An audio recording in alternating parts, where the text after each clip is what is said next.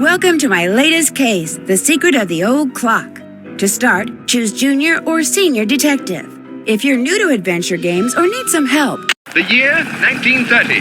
The place, the road to Titusville, where we find Nancy Drew behind the wheel of her blue roadster, pondering this question. Why did Emily Crandall, a girl whom Nancy knows only through their mutual friend Helen Corning, ask Nancy to drive all the way out to the Lilac Inn to see her? Does it have something to do with the fact that Emily's mother died barely a month earlier, leaving Emily to run the restaurant with only her guardian to help her? And more important, why, when she called, did Emily sound so desperate? The spunky teenager turns off the main road, blissfully unaware that Emily isn't all that waits her at the end of the driveway. No, Nancy Drew is about to get her first taste of the mystery, intrigue, and adventure that are to become her destiny.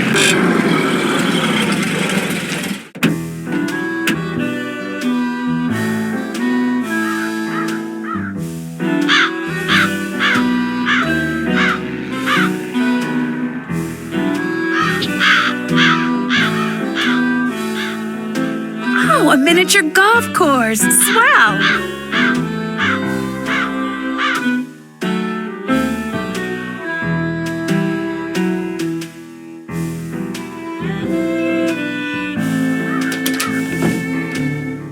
Well, hello. I'll bet my bloomers you're Nancy Drew. That's right. Are you Emily's guardian? You got it. I'm Jane Willoughby. I'm Emily's guardian, but only for the next 3 months until she turns 18. Then she's on her own. It smells like someone's been baking pies. Pies are the Lilac Inn specialty. We get orders from all over. Oh, that reminds me, your father called. You're supposed to call him. You can use the coin phone on the porch. Emily didn't say anything about you coming until just this morning. She didn't? Don't get me wrong, she can invite anybody here she wants. It's just that she's gotten so darn forgetful lately. Maybe she's just, still thinking about her mom. She misses her mom, that's for sure. So do I. Gloria and me, we were best friends, you know? The two of us ran this swell little dress shop over in Capital City. But then she got hitched and I didn't. And the next thing I know, she's writing me saying it would sure take a load off her mind if I could take care of her little girl should something ever happen to her.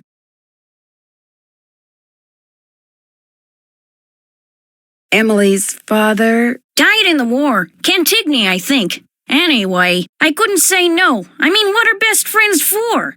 I just wish I knew how to help Emily. You make it sound like she's in some kind of trouble. She's been acting so... Look, go talk to her. She probably just needs to spend some time with a bearcat like you instead of some dumb Dora like me. Go on up, she's in her room. Just make like a Boy Scout and be prepared.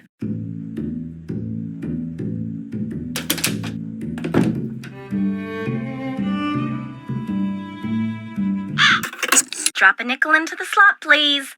There we go. Now, how may I be of service? I'd like to talk to Carson Drew. His number is KL57187. Hang on a minute. Carson Drew speaking. Hi, Dad. Well, I see you got to Titusville okay. I got your message. Is something wrong? No, everything's fine. I need to get some documents from a colleague over there. I thought since you were in the area, you could pick them up, save him paying postage. Sure. What's the address? He said he'd just leave them for you at the telegraph office. Just drive into town and look for Tubby Telegrams. He said you can't miss it.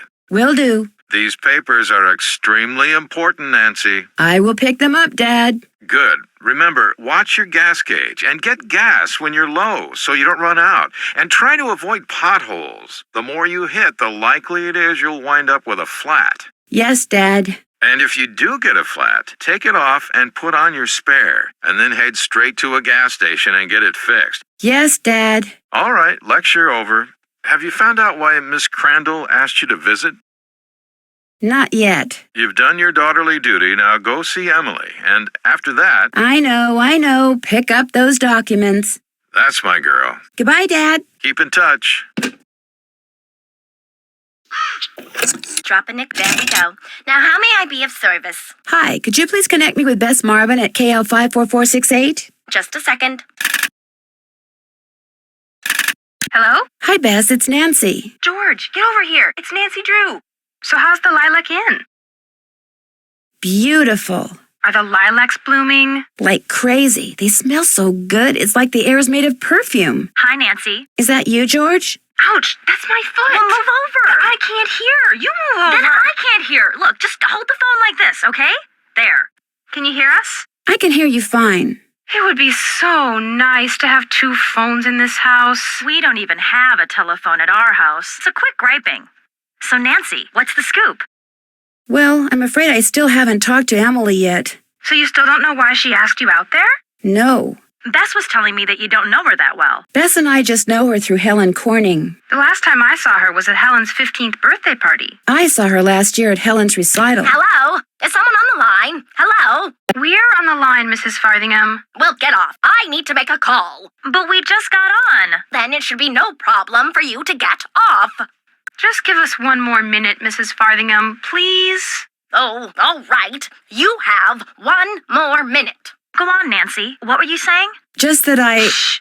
Wait a minute. Mrs. Farthingham, would you mind hanging up? All clear. Oh, how I wish we didn't have to share a phone line with her. Just be grateful you have a phone, Bess. That's it for now. Bye. Oh, and if you call back and we're not here, it means we went to see this movie called The Big Trail. Yeah, this guy named John Wayne is in it. Helen says he's a real dreamboat. We'll let you know if she's right.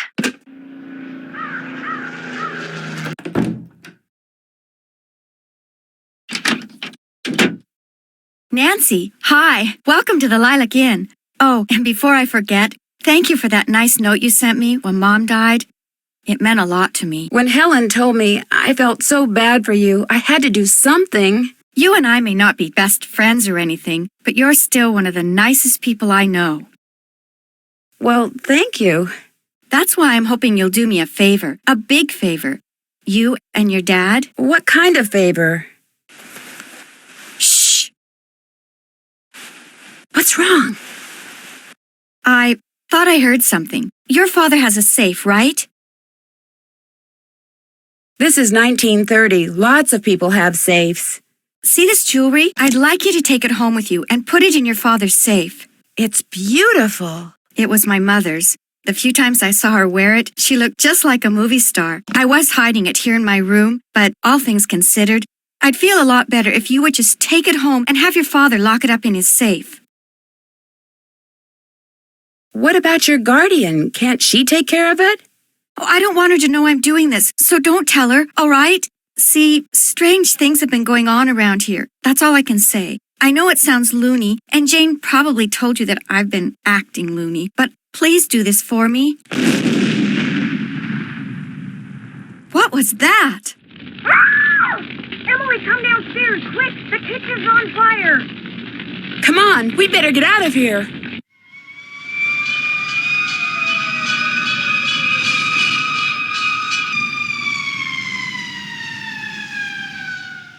This is horrible, just horrible.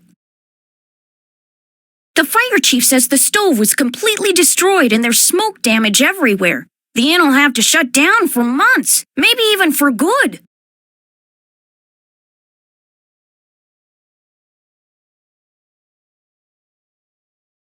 Does he know what caused the explosion?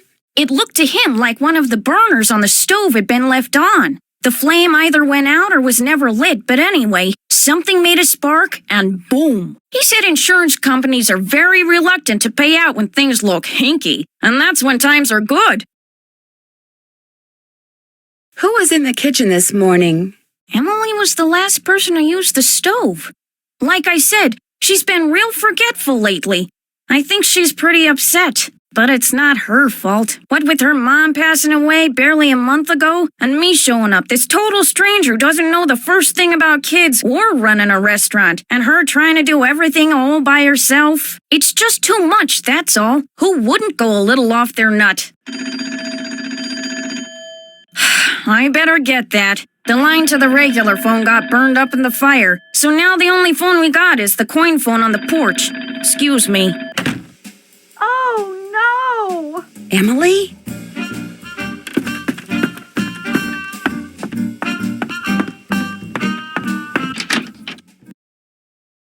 My mother's jewelry! It's gone! Someone must have stolen it while we were all downstairs. I knew something like this was going to happen. I just knew it.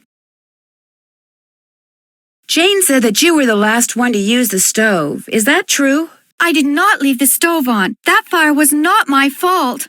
Oh, what am I going to do? Without that jewelry, I don't have a prayer of paying for a new stove, and without a stove, I'll have to sell the inn, and if I lose the inn... I wish Mom were still here. I wish Josiah Crowley had left us the money like he always said he was going to. That's what I wish. Who's Josiah Crowley? He was this old man that lived next door. He died last year. He spent most of his time here at the inn, and he led my mom and me to believe that he'd left a lot of money for us in his will. He gave us a clock, and afterwards, he'd always point to it and get this little twinkle in his eye and say, "Time will tell." But when they finally found his will, he didn't leave us a penny. Maybe he didn't leave you anything because he didn't have anything. Oh, he didn't act like it, but he was rich. His estate was worth almost $250,000. Everything went to Richard Topham. He's this man who claims to be able to help people develop their paranormal powers. How did Josiah Crowley know him? Josiah was kind of a screwball. One time he showed up at my birthday party dressed as my great-aunt Harriet. I didn't know it was really him until 2 days later. Anyway, he had all these weird hobbies, and he always thought it would be really keen to read minds. Josiah invited Richard Topham to move in so Topham could help him develop his paranormal powers right there in his house. Josiah was a sweet old man, and I do miss him, and he was free to give his money to whomever he wanted. But to get our hopes up like that, and then leave us nothing, it just wasn't like him. Where is Richard Topham now? He still lives in Josiah's house, which is right down the path out back. His house and the inn were built at the same time by two brothers during the Civil War. Was your mother's jewelry insured? Gosh, I forgot about that. I don't know. Jim Archer, I bet he'd know. He's our banker. I guess I should go talk to him. Not one of your favorite people, huh? Oh no, Mr. Archer's very nice. I mean, for a stuffy old banker. I'm just so bad at business things. And Jane, my guardian, she tries hard, but she's no good at it either.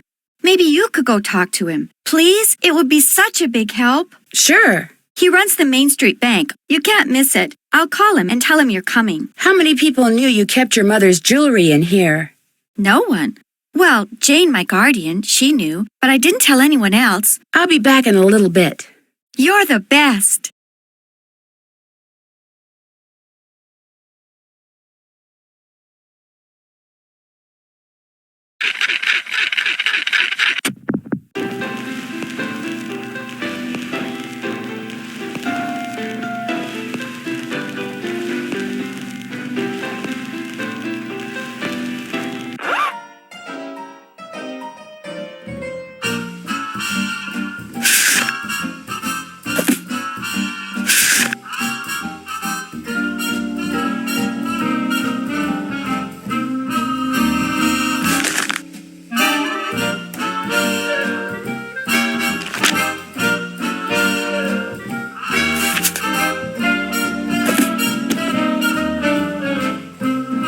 Is this your sewing machine? Actually, that belonged to my mom. She and Jane used to be dressmakers. Mom was going to teach me how to use it, but she never got the chance.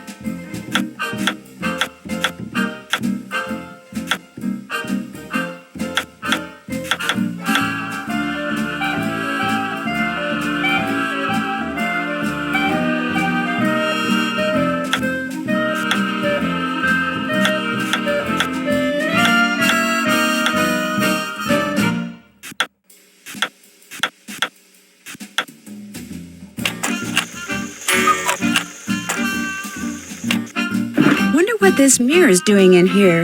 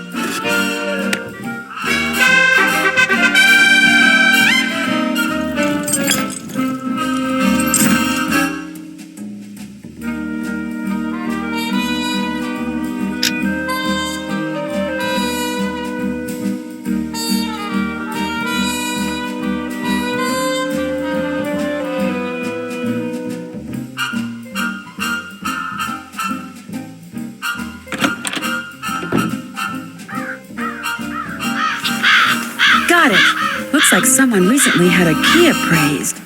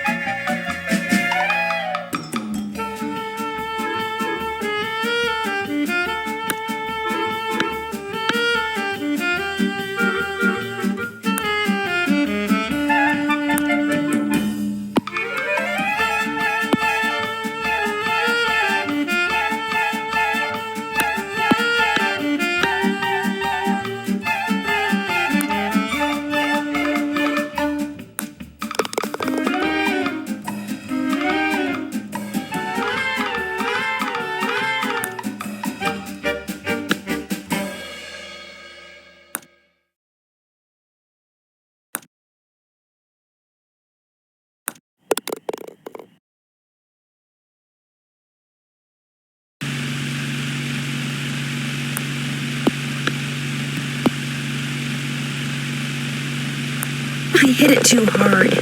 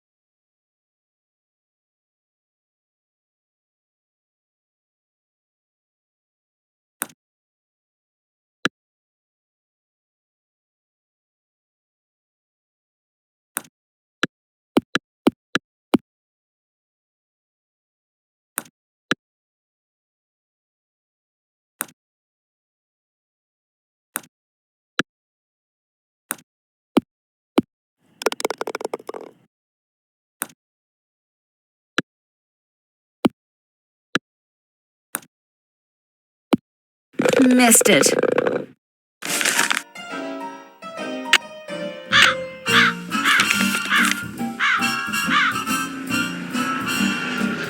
Looks like I'm supposed to put my scorecard in here when I'm done.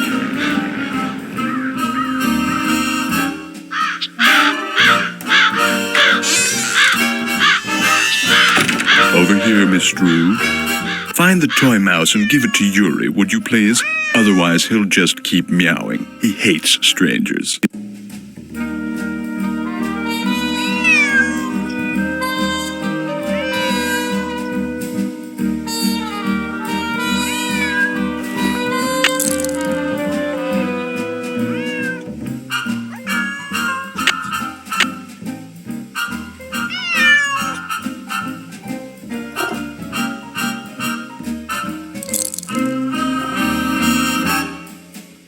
How nice of you to drop by, and thank you for walking instead of parking in the driveway. I'm expecting a pupil. I'd hate for her to have to park on the road. How did you know who I was? If one is to teach others how to develop and use their paranormal gifts, it's only logical that one must possess such gifts oneself. I hope I'm not disturbing you. I was in the process of trying to make these spoons move by using nothing but my own psychic energy. Have you ever focused sunlight through a magnifying glass until it was a minute yet searing point of light, Miss Drew? Yeah, I guess. You see, that's what I do with my cerebral emanations, my thoughts. I focus them until they're a beam of pure energy which ultimately disrupts and transforms the molecular force field surrounding the target object. Is that what you teach people in your school? How to beam their thoughts? I take them through exercises designed to help them increase their output of phantasmic energy. If you want to sign up for an introductory session, I believe I have an opening today. No, thank you. Oh, I'm afraid I'm busy, young lady, far too busy to engage in idle conversation. When would be a good time for me to come back? I'll be blunt, Miss Drew. I've discovered that the more time I spend with the, shall we say, intellectually unendowed, the more my cerebral pulsations seem to diminish. I'm afraid I cannot speak to you further unless and until you prove that you are worthy. That is, that your brainwaves are not unacceptably inferior and thus deleterious to mine. How would I do that? What I have here is an exercise in logic. If you can discern the correct solution, then I'll know that conversing with you will do me no psychic harm. You may take it with you. Good luck and good day. That looks right.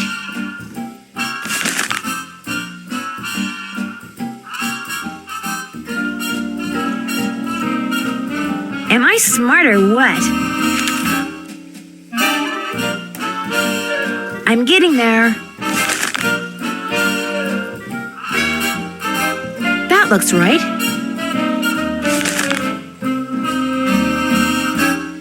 Am I smart or what? Am I to assume that you have the correct solution to that logic problem? Right here. Let's have a look. Why, you appear to have indeed found the solution. Well, since you've proved yourself to be intellectually above average, which means talking to you should do me no harm, what would you like to talk about? Just what does the word paranormal mean, anyway? The paranormal includes telepathy or communicating by sending and receiving thoughts, extrasensory perception or perceiving that which cannot physically be seen or heard, and psychokinesis, using one's psychic energy to reshape or move objects. When and how did you meet Josiah Crowley? Last summer, while on my way to the university for a conference, I stopped for a bite at the Lilac Inn. Since it was crowded and I was in a hurry, I agreed to share a table with an elderly gentleman who, like me, was by himself. As soon as I told Mr. Crowley who I was and what I did, well, he insisted that I give him a training session that very afternoon, and was so thrilled with his progress that he demanded I stay and teach him everything I knew. So it was his idea that you set up your school in his house? Oh, I know rumor has it that I somehow tricked him into it, that I insinuated my way into his home, but I assure you that was not the case. Were you surprised when you found out that Josiah had left you everything? Delighted? Yes. Surprised? Not really. Josiah was all alone, you see, surrounded by people like the Crandalls and that banker, Jim Archer, people who were nice to him only because they knew he had money. Would it be okay if I looked around? Go right ahead. The place is more like a museum than a house. Josiah was a man of many, many interests. I'll be right here if you have any questions. Now what? Did you hear about the explosion and fire at the Lilac Inn this morning? I heard the explosion and fire. Ruined my 9 o'clock session. So you were with a customer when it happened? Pupil. I was with a pupil. I run a school, not a vegetable stand, and yes, I was. Until I dismissed her 20 minutes early. All the ruckus made concentration impossible. Do you eat at the inn very often? Not anymore. You see, the fact that Josiah left everything to me made some people around here, including Emily and now this Jane Willoughby, very bitter. It hurts me, of course, but it's human nature, I suppose. It was nice talking to you. The feeling is almost mutual.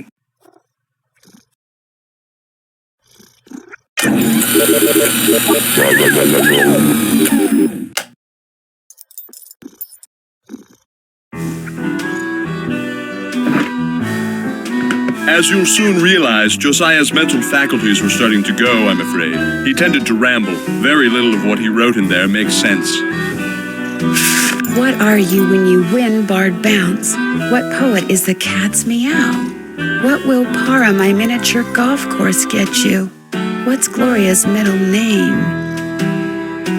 Becoder is in the rivet. 2 to the right.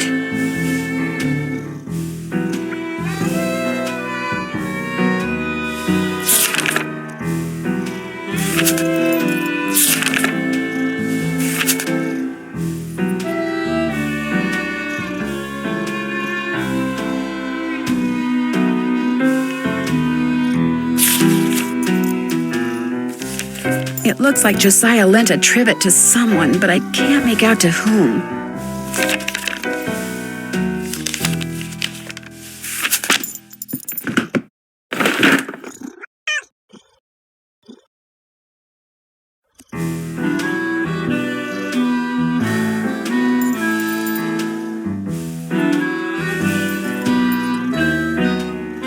What do you do with these? I put them on the windshields of cars parked in the area.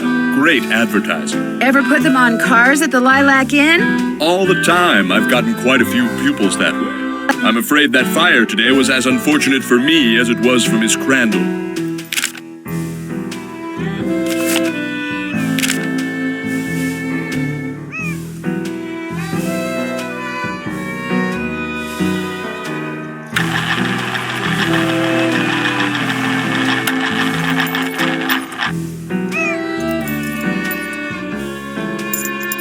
Was this Josiah's clock?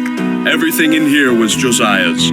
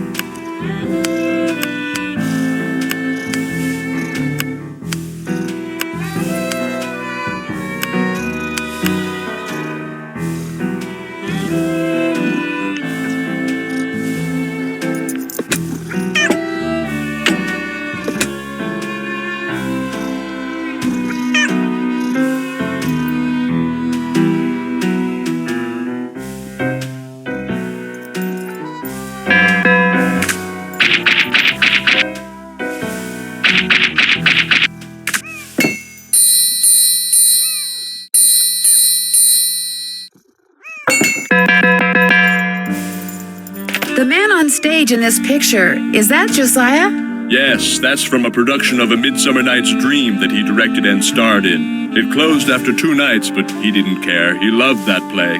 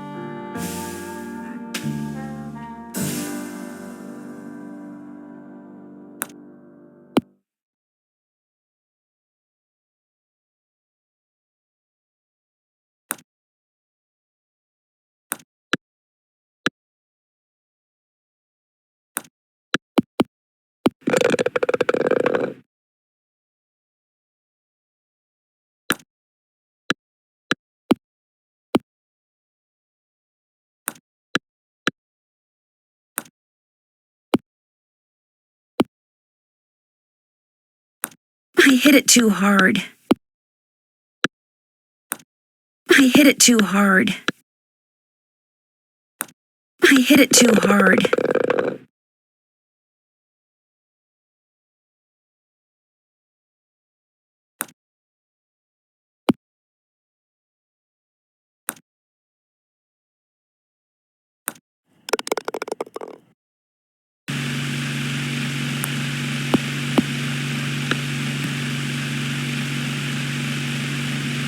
I hit it too hard.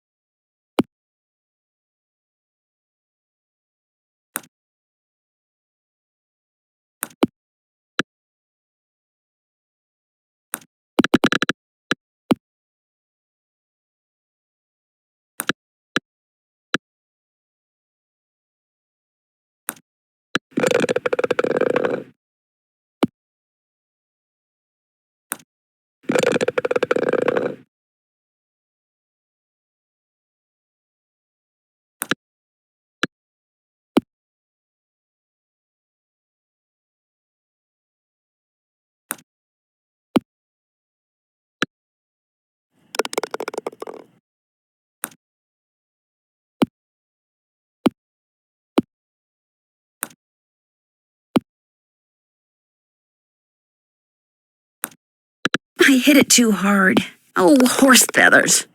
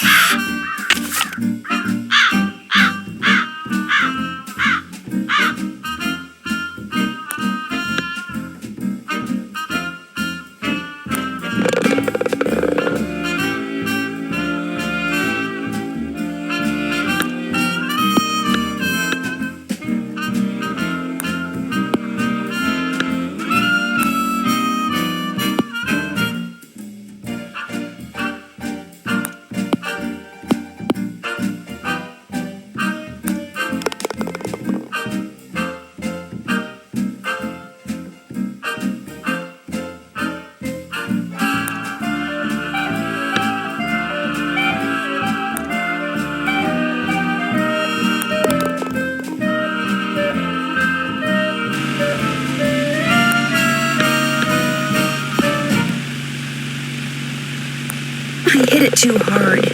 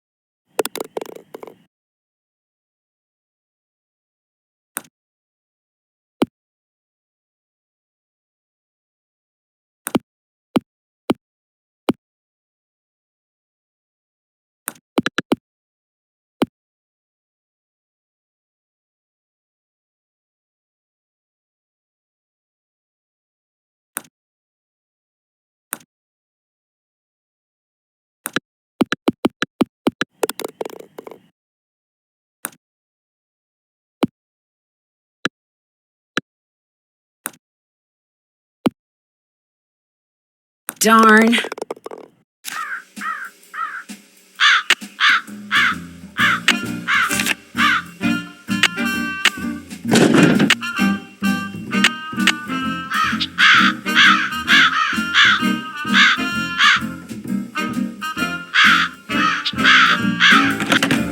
So, is Emily all right? Someone stole her mother's jewelry. What?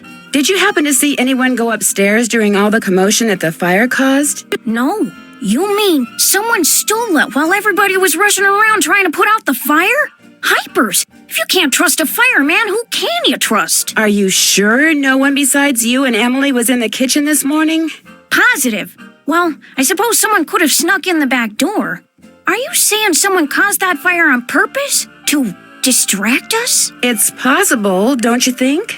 But I'm the only one who knew she had that jewelry.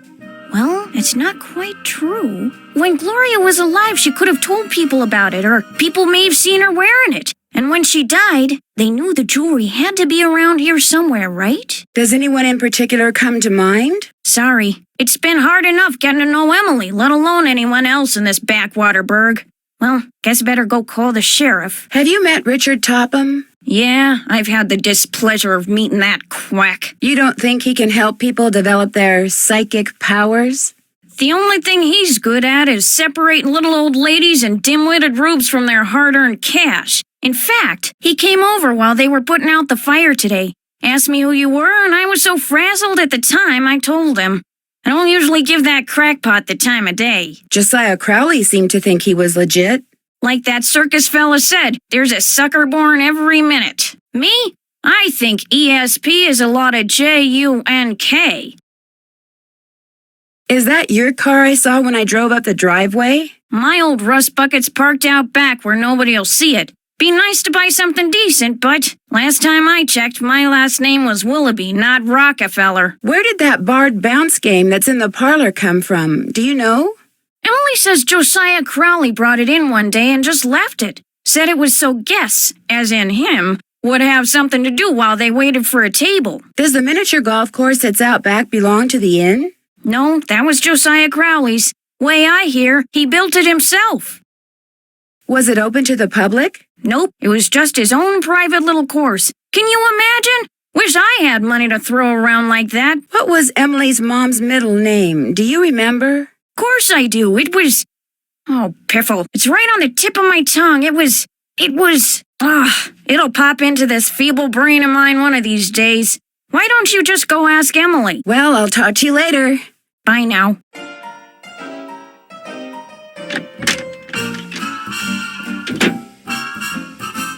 Hi, Nancy. What was your mother's middle name? Lois. Why? Oh, just curious. Do you play much miniature golf on the course that's out back? Not anymore. When I was little, I used to play with Josiah. Sometimes he'd help me get par just so I could get something from the prize machine. You could win different things? You always won the same thing, just a different color. It was a little toy dog or something.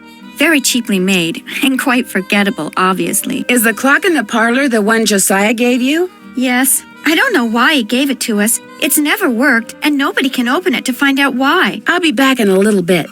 You're the best.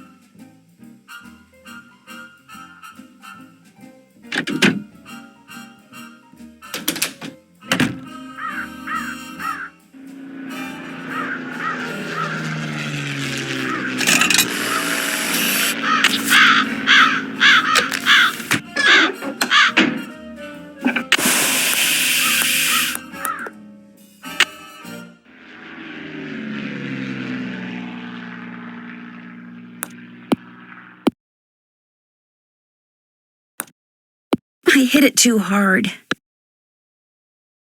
I hit it too hard.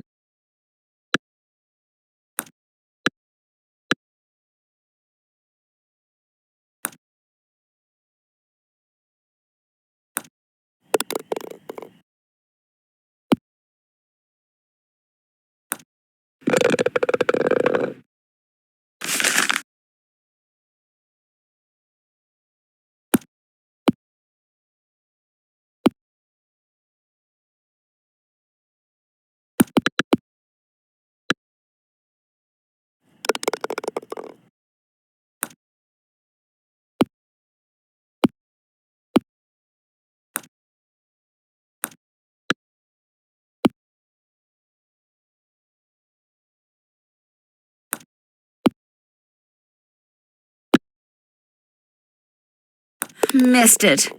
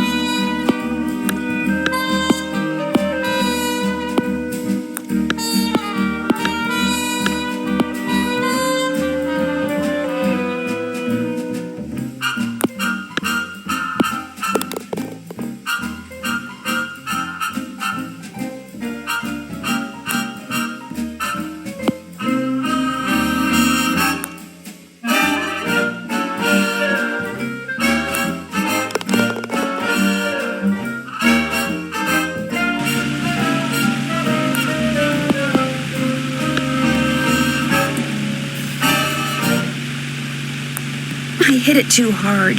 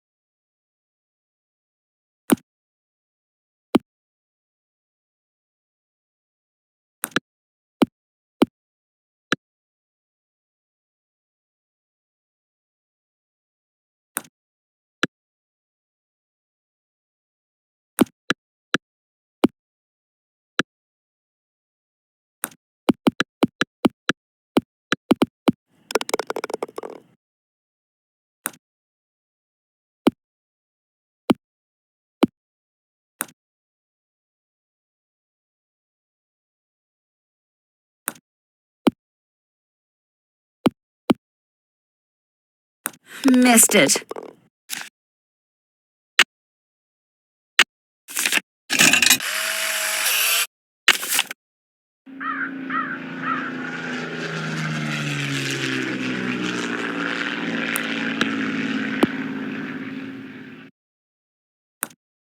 I hit it too hard.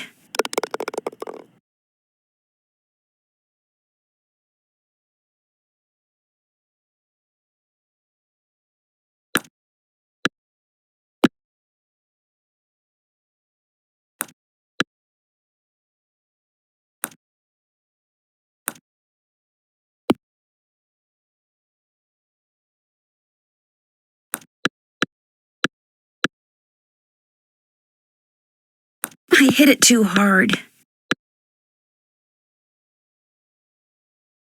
I hit it too hard. I hit it too hard.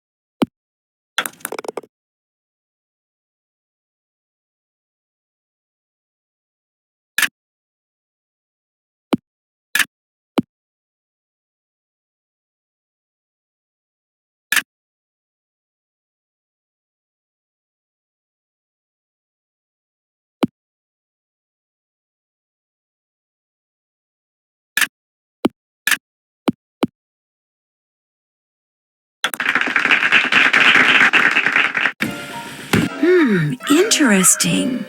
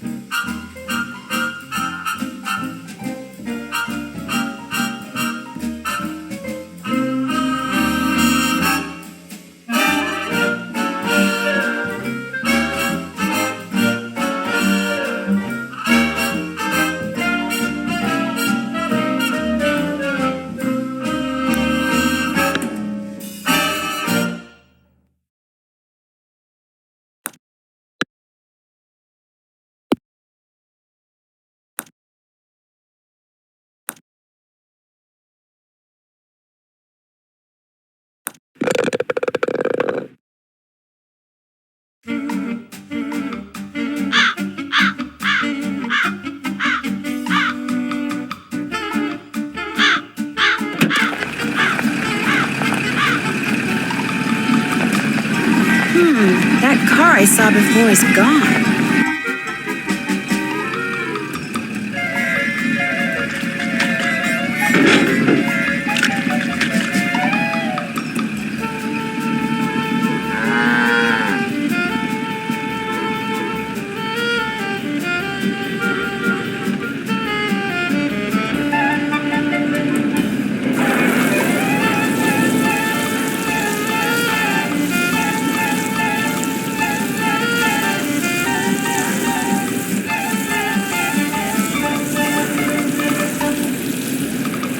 Something I can do for you? Well, my name's Nancy Drew, and my father said Say no that... more. You're here to pick up some papers. They're in that envelope. Thank you. You're welcome. Say, is that your roadster out there? Yes, it is. Did I park somewhere I shouldn't have? No, it's just that my regular driver never showed up today, so I've got no way to deliver all these telegrams.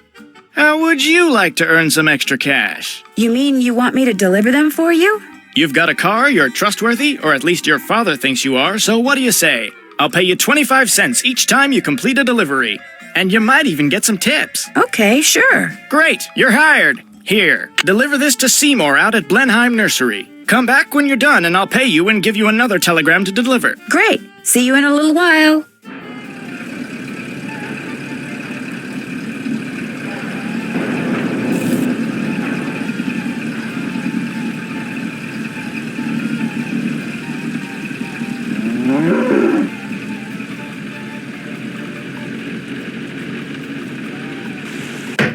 Come back later. I'm busy.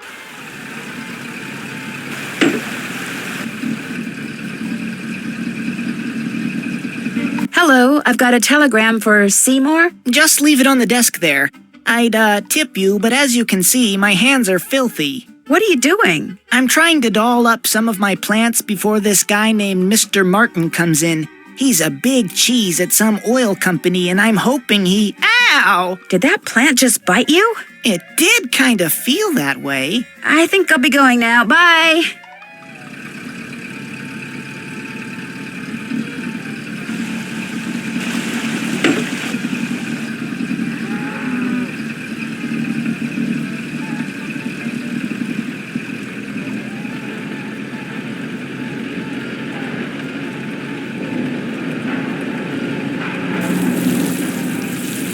Did you deliver that telegram? I sure did. Good for you. Here's your money.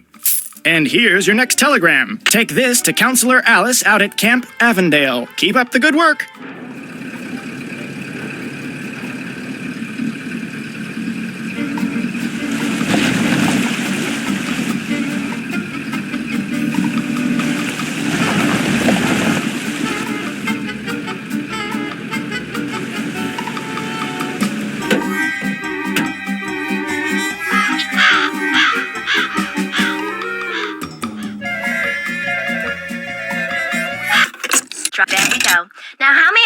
service. I'd like to talk to Carson Drew. His number is KL57187. Hang on a minute. Carson Drew, Hi, Dad. did you pick those papers up yet? Yep. Great. You can give them to me tonight when you get home from Emily's. So, what else have you been doing? Emily invited me to Lilac Inn because she wanted me to have you lock her mother's jewelry up in your safe. Only someone stole it before I could take it with me. Stole it? Good gosh.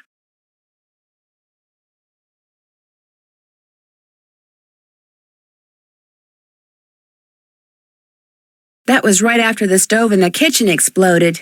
The stove exploded? Sounds to me like you'd be well advised to cut your visit there short. No, I want to find out what's going on. I have to find out what's going on. You have to? Well, yeah, you know. Emily just lost her mom, and she's worried about losing the inn, and her guardian's all wet when it comes to helping out, and... And the truth is, you are so curious that you feel like you'll absolutely burst if you don't find out why all these weird things have been happening, right? Yes. Don't worry, I know the feeling. You're a chip off the old block, I'm afraid. Well, as long as you're like me in one other way, you should be fine. What way is that? Smart? Careful. I'm earning money by delivering telegrams for Tubby's Telegrams. Good for you. That's a great way to meet people and to accumulate a little cash, which might come in handy. You're putting extra wear and tear on your car, you know. Yes, Dad. What else have you been up to? If somebody says they're going to leave you something in their will and then doesn't, is there anything you can do about it? Not a thing. Whatever's in writing is the only thing that counts, unless, of course, the will was tampered with or forged, and you can prove it. If not, you're out of luck. Why do you ask? Emily's neighbor, Josiah Crowley, told her and her mom that they were going to inherit part of his estate. But when he died, his will left everything to this ESP expert named Richard Topham. That's too bad, but this Crowley fellow was free to leave whatever he wanted to whomever he wanted, I'm afraid. People do change their minds, you know. I met Emily's guardian, Jane. What does a guardian do, anyway? A guardian is pretty much a surrogate parent. Jane is legally responsible for Emily's physical and financial well-being. Jane doesn't strike me as being the parental type. In fact, I get the impression she's in way over her head. Fortunately for her, it's not forever. Most guardianships end when the ward turns 18. And then both Jane and Emily will be free to do whatever they please. You'd think Emily's mom would have chosen somebody a little more competent to take care of her only child. Things aren't always as they appear. Maybe she's not as bad as you think. Or maybe she's worse. Don't tell me you think Emily's guardian stole the jewelry. Good grief, where did you get such a suspicious mind? I think it was from the person who has always told me that the best way to solve a problem is to look at all the possibilities, Dad. I did say that, didn't I? This Richard Topham guy honestly believes he has psychic powers. He's not just some sort of con man? No, I think he's so good at convincing himself that he can read minds and move spoons that he has no problem convincing other people that he can. Or perhaps it's a function of the clever Hans effect. Oh, I just read something about that. Then, as you know, sometimes an interrogator will give involuntary visual and/or verbal cues in order to help another person arrive at the desired answer.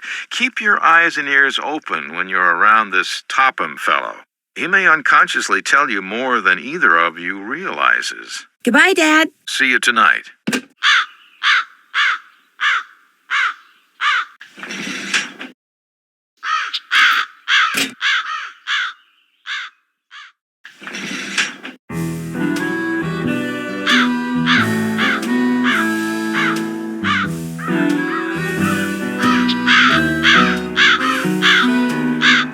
I should throw away my old scorecard first.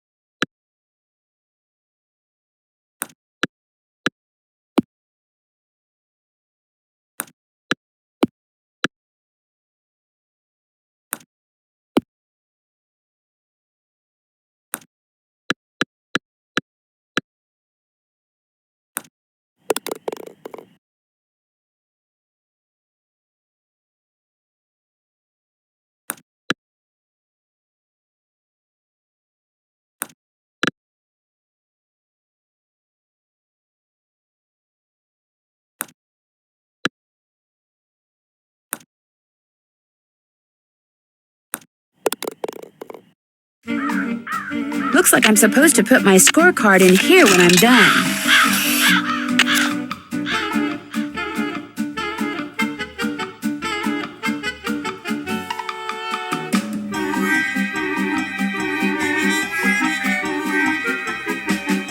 I don't need 2 scorecards.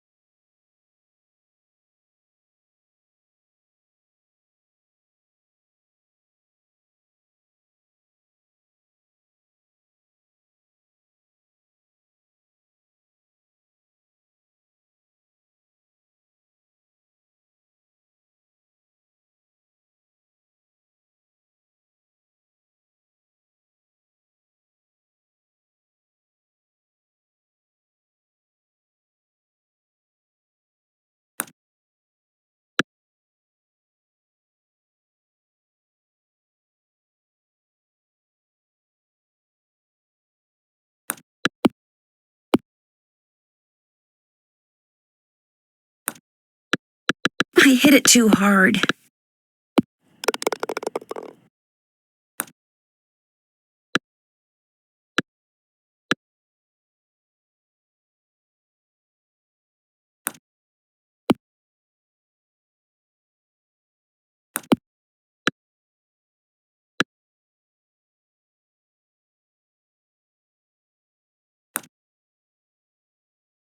Darn.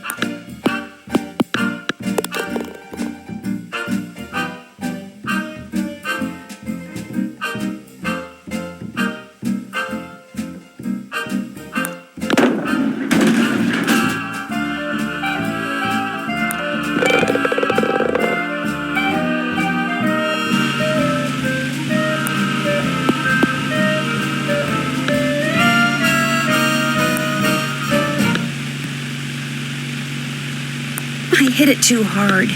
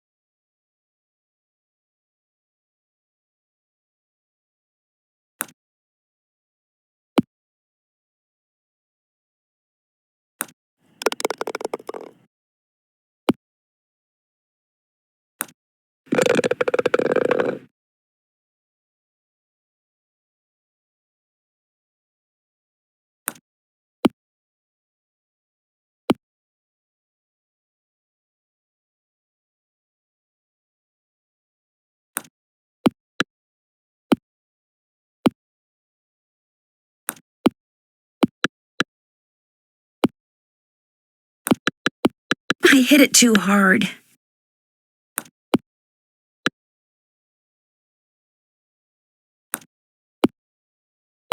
I hit it too hard.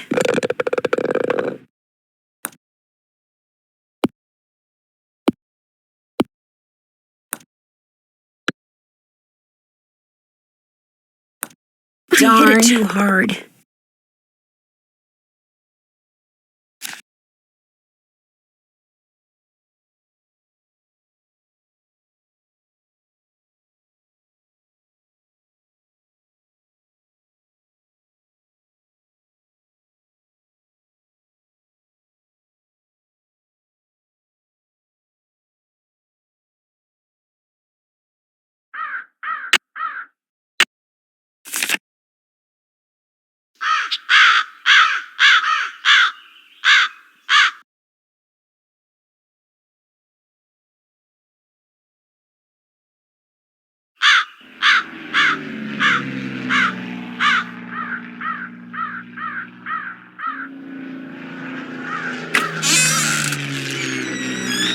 Hello, Miss Drew. Hello, Mr. Topham.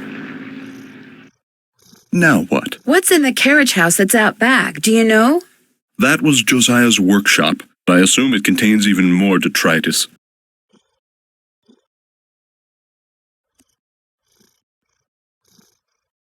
Do you mind if I look around some more? Be my guest.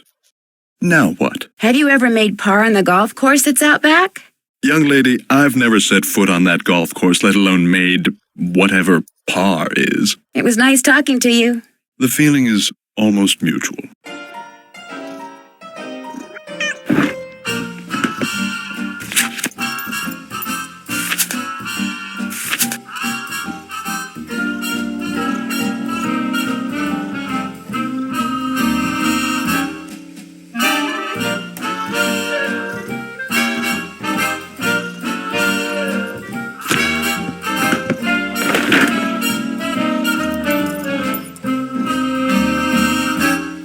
Stay out of there, please.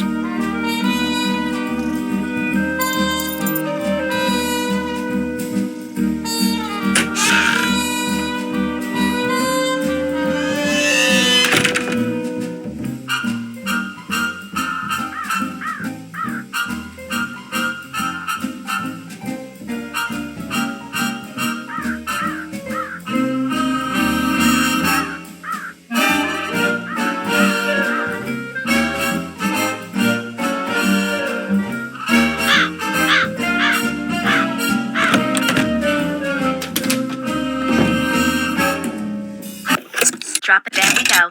Now, how may I be of service? I'd like to call the jeweler, Mr. Waddell, at LK53029. He's not gonna like that. But it's your nickel. He's not gonna like what? He hates it when people call him. Says if they're too lazy to come in and talk in person, he'd just as soon not bother with them. Oh, well, maybe I shouldn't. Too late. What? Waddell Jewelry? Hello, I found this receipt for an appraisal you did, and I wondered if you could tell me... Look, I'm busy. If you got something important to tell me, then prove it by getting off your lazy bum and coming down here and telling me eyeball to eyeball. You hear me? Yeah? Then repeat after me. Jeepers. Told ya.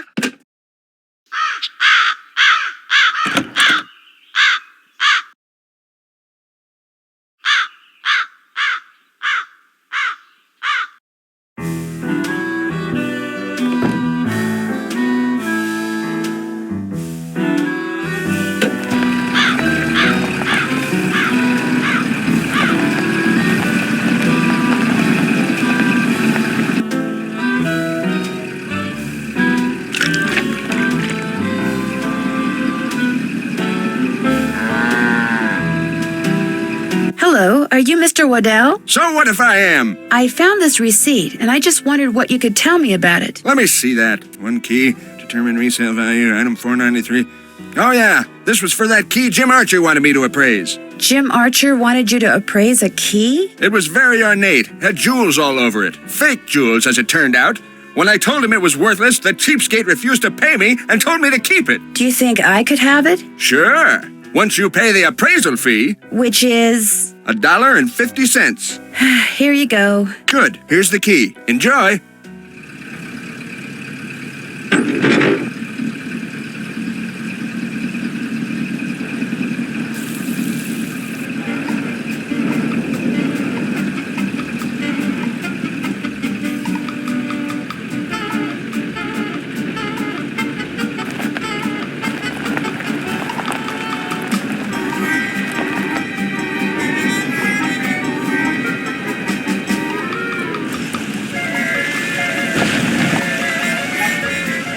Hi, I've got a telegram for a counselor here named Alice. That's me. Hang on. Oh, go dry up, Jason. What a jokester. Anyway, thanks. I'm afraid I don't have any money to tip you. That's okay. Have a swell day.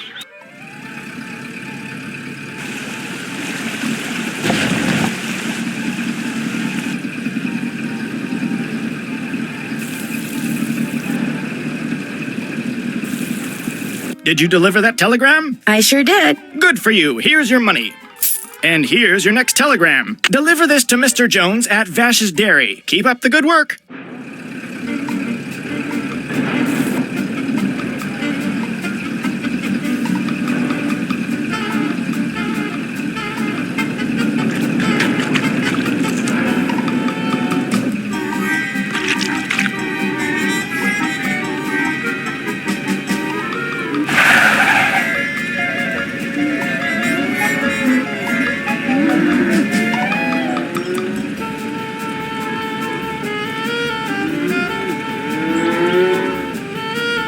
Hello, I need to deliver this telegram to Mr. Jones. That's me, thanks. You can tell me I'm all wet, but I don't have any money to tip you with. Wait a minute. Here, how about a nice fresh glass of milk? No, thank you. Bye.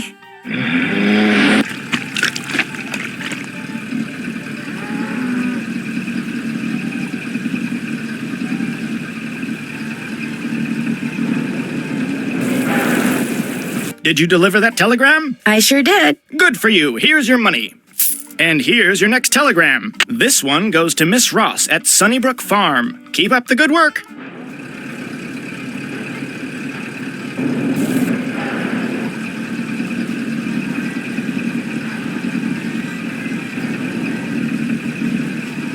Hi, I have a telegram from Miss Ross. My name's Rebecca, and I'm only 10, but I'll deliver it to her for you, I promise. I won't let you down or double-cross you or anything like that. Well, okay. Thank you, Rebecca. No sweat. I mean, you're welcome.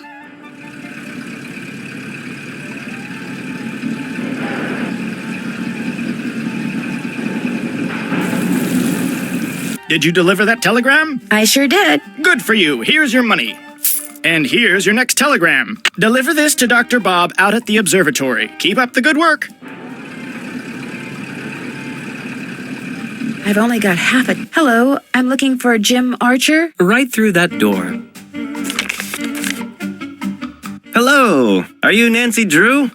Sounds like Emily called you. Yes, ma'am. Jim Archer. I'm founder, president, manager, and just about everything else you can name when it comes to this fine enterprise. I hear that some businesses aren't doing so well these days. Ever since the stock market crashed, one business after another has closed, including banks. President Hoover keeps saying that a recovery is just around the corner, but you have to wonder. Some people say we're headed for a depression. Well, that kind of pessimism is not only misguided, it's pointless. Thinking ahead and taking action, that's what we businessmen should be doing right now. And I'm happy to report that we're doing just fine, thank you.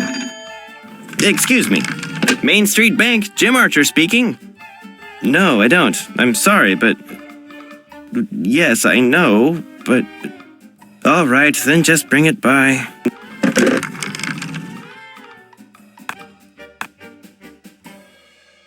Sorry for the interruption. How can I help you? Do you happen to know whether the jewelry Emily inherited from her mother was insured?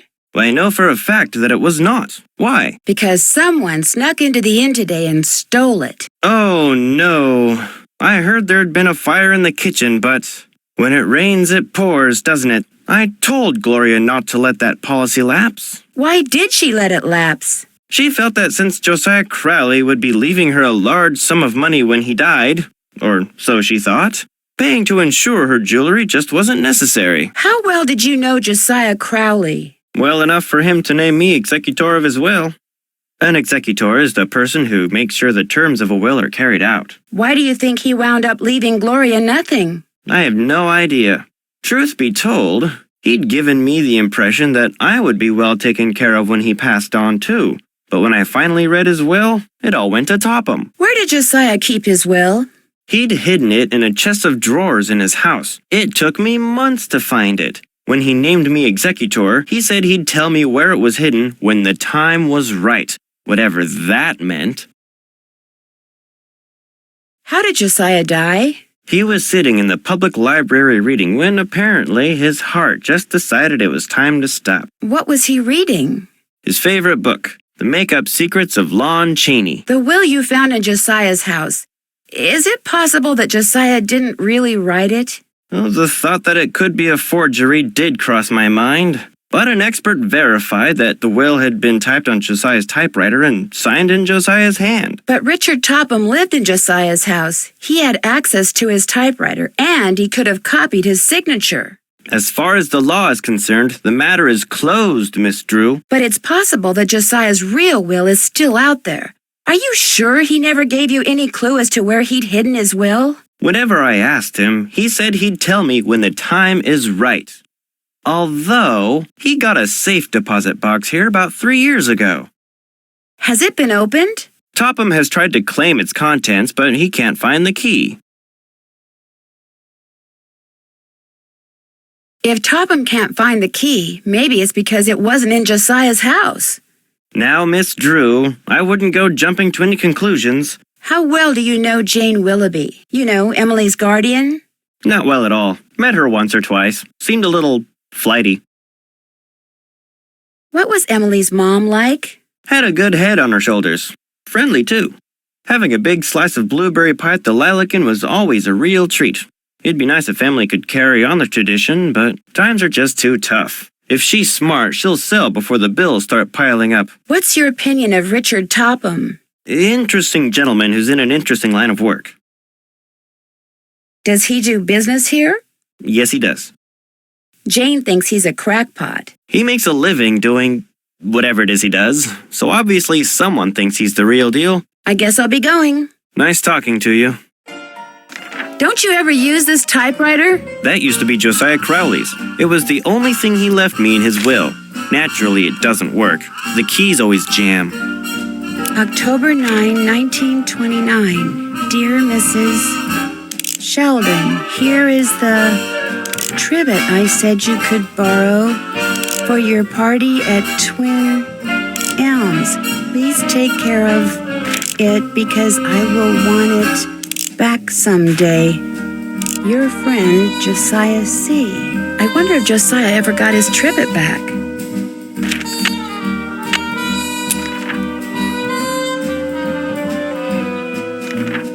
Who's Clara? Clara Pickford is this lonely old woman who comes in here every once in a while. Took a shine to me for some reason. Insisted on giving me that picture.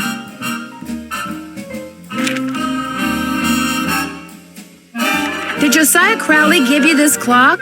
Yes. Unfortunately, it stopped keeping time almost immediately. It would sure be nice to be able to open this thing.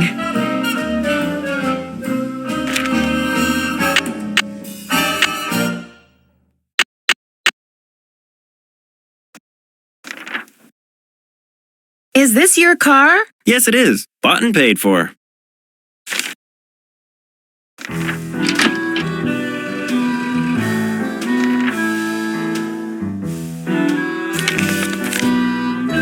You know, the minute you walked out of here, something occurred to me. You're Carson Drew's daughter, aren't you? You know him? We went to law school together, only he actually went into law and I wound up here. So how's he doing? Business pretty good? Great, couldn't be better. That's nice. That's real nice. Well, you tell him you saw me, and you tell him I'm doing just fine too. So what can I do for you? Was that your car I saw parked near the Lilac Inn this morning? I haven't been there in months. You saw someone else's car. It's a very popular make and color, you know. I just wonder what it was doing there. Probably just someone sneaking onto that miniature golf course that Josiah built back there. Or bootleggers. I hear they frequent that area too. The key that you had Mr. Waddell appraise, could that be the key to the clock that Josiah Crowley gave you? It might have been, I suppose. You know about that?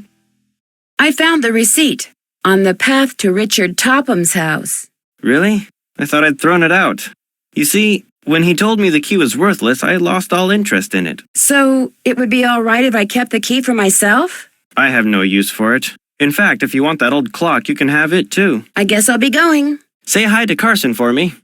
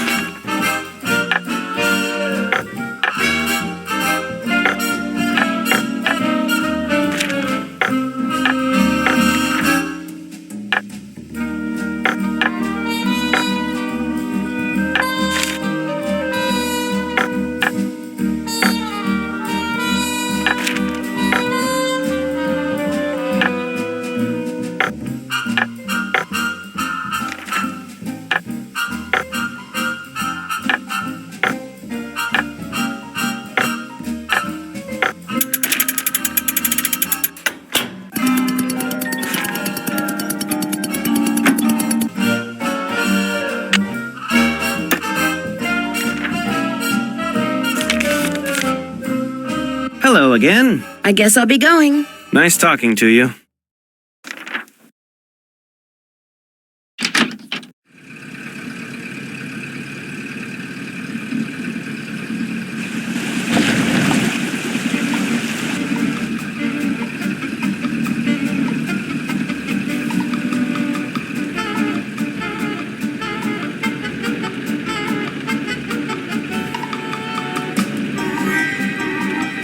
I'm supposed to deliver this telegram to Dr. Bob. That would be me, thank you. Wow, that's a big telescope. Come back after dark and I'll let you take a look. You can consider it your tip. I may just do that. Bye-bye. Hello. I'm afraid we're closed to the public right now. Okay, bye.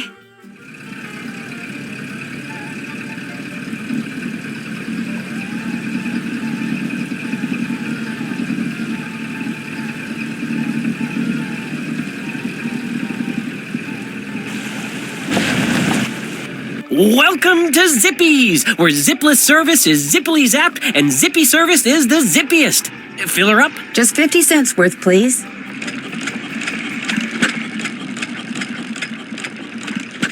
That'll be 50 cents. Here you go. Thank you, miss. Anything else? No, thank you. Drive zippily. Welcome to Zippy's, where zipless service is zippily zapped and zippy service is the zippiest. Fill her up? That's okay. I changed my mind. Bye.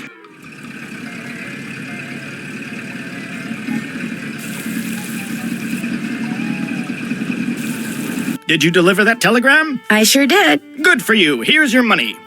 And here's your next telegram. Deliver this to Miss Temple at Lowood Academy. Keep up the good work.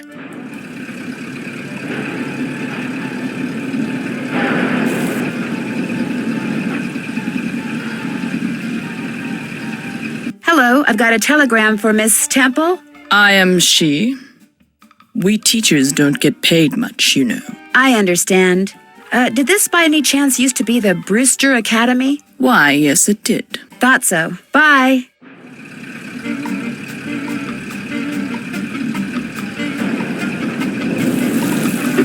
Did you deliver that telegram? I sure did. Good for you. Here's your money. And here's your next telegram. This one goes to Dr. Ackerman out at the Deer Mountain Resort. Keep up the good work.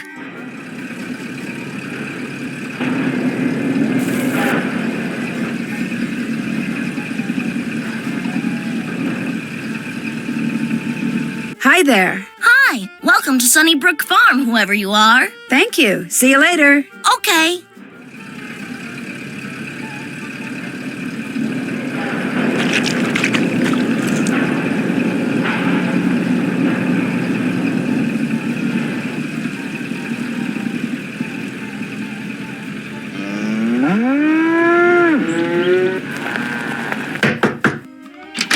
Mrs. Sheldon? Yes? My name's Nancy Drew. I'm a friend of Emily Crandall's. Get on with it, dear. I was wondering, would it be possible for me to see the trivet you borrowed from Josiah Crowley? You may not only see it, you may have it. Once I find it, that is. Unfortunately, I've an errand to run, so I can't look for it right now. Maybe I could run the errand for you. I have a car. So I see. Rather expensive car at that. Very well, Miss Drew. Go fetch my bridge cards from Miss Drakowski, and upon your return I shall present you with that trivet. Who's Miss Drakowski? The local telephone operator. You can find her at her house, or Titusville Telco, as she insists on calling it. The switchboard is in her parlor. As you can imagine, she never entertains. I, on the other hand, am expecting company within the hour, so do hurry.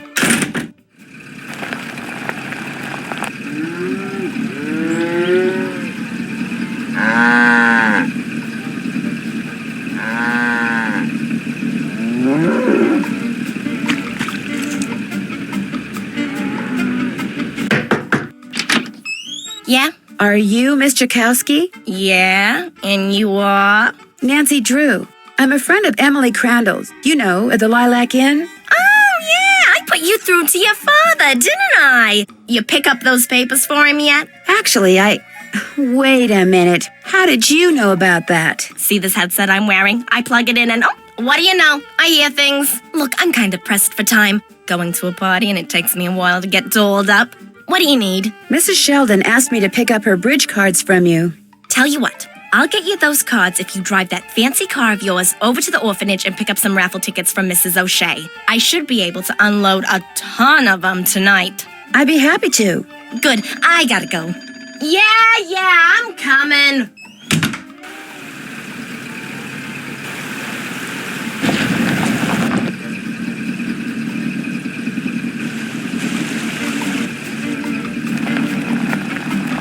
Excuse me, are you Mrs. O'Shea? Yes? My name is Nancy Drew, and... Stephen, put that down this instant! We do not run with sticks in our hands! Or in our mouths! I'm sorry, you were saying? Miss Drakowski asked me to pick up some raffle tickets from you. Oh, yes, the raffle tickets. The fact of the matter is Elsie, no hitting! I can't even think about those raffle tickets right now. I promised the children they'd each get a toy for going a full week without breaking anything. And I'm short 5 toys. Do not eat that, Clarence! Would you like me to get 5 toys for you? Oh, goodness, if you could do that, I'd be forever grateful. They can be any kind of toy at all. The children aren't the least bit picky. Of course it tastes bad, Clarence. It's a pine cone. I better go rinse out his mouth before. Oh, would you look at that? He's actually chewing it. You're not a squirrel, Clarence. Spit that out this instant.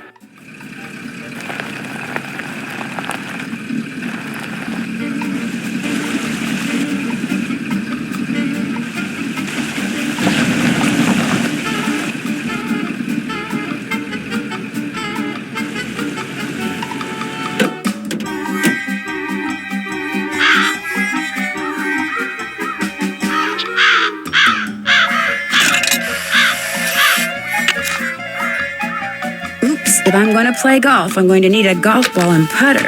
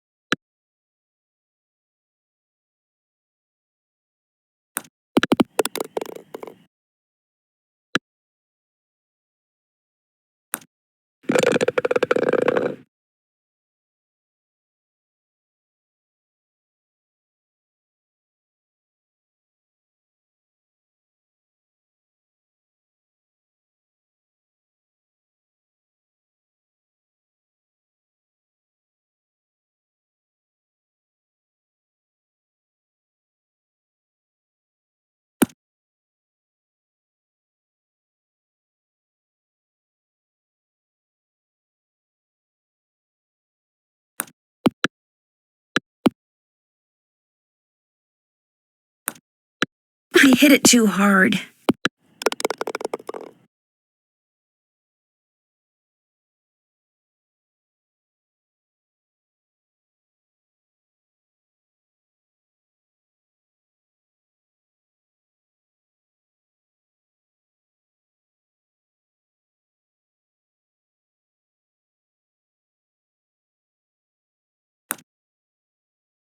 I hit it too hard. Hooray!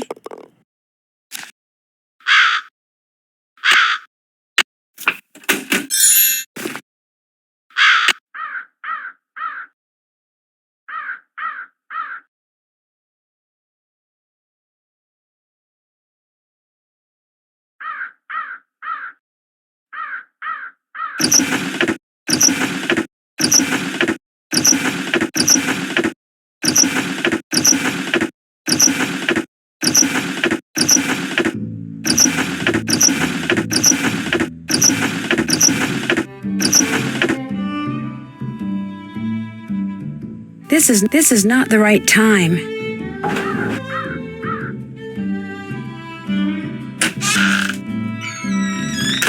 Hello, Miss Drew. Hi, Mr. Topham.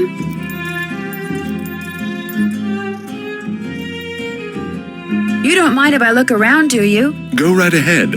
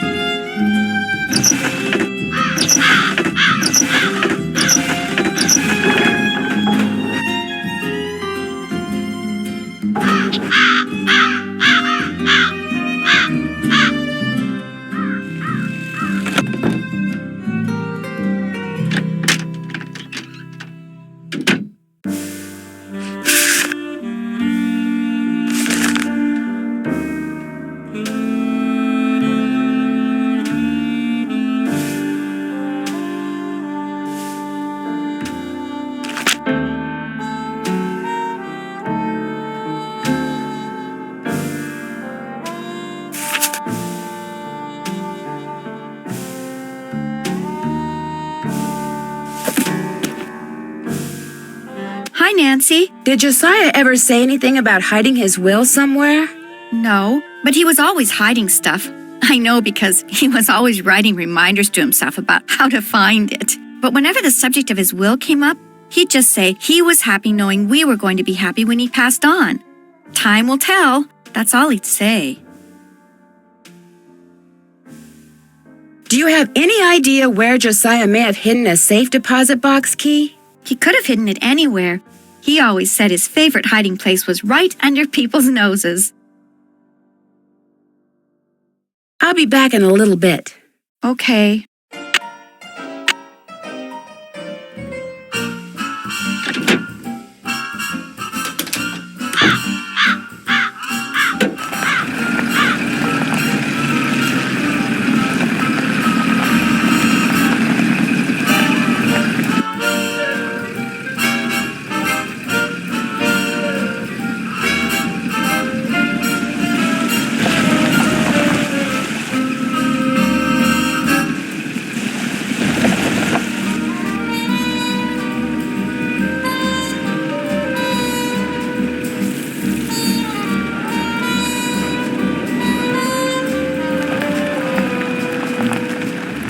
Hello, I'm delivering a telegram to Dr. Agerman. I shall deliver it to the good doctor forthwith.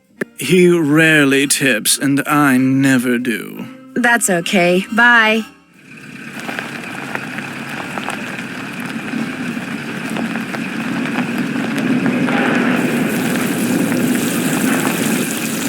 Did you deliver that telegram? I sure did. Good for you. Here's your money. And here's your next telegram. This one's for Old Man Johnson out at his farm. Keep up the good work.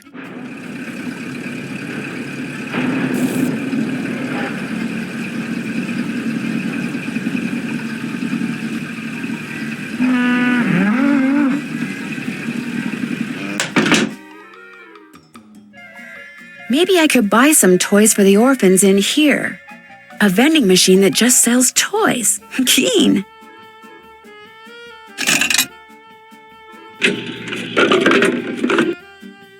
Two toys down, 3 to go.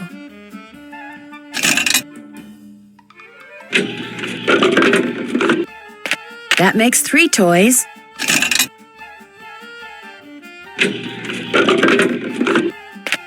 Four toys. I just need one more.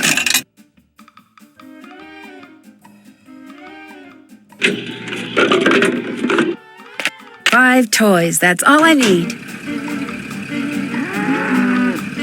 Are you Mr. Johnson? Maybe. Who are you? Well, my name's Nancy Drew, and if you are Mr. Johnson, I've got a telegram for you. Well, thank you. Hey, you want a tip? Sure. Buy low, sell high. Thanks. I'll remember that.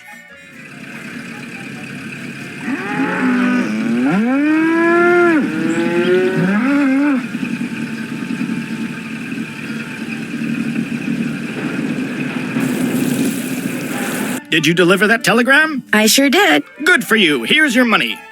And here's your next telegram. Go to the railroad station and deliver this to Willie Joe. Keep up the good work.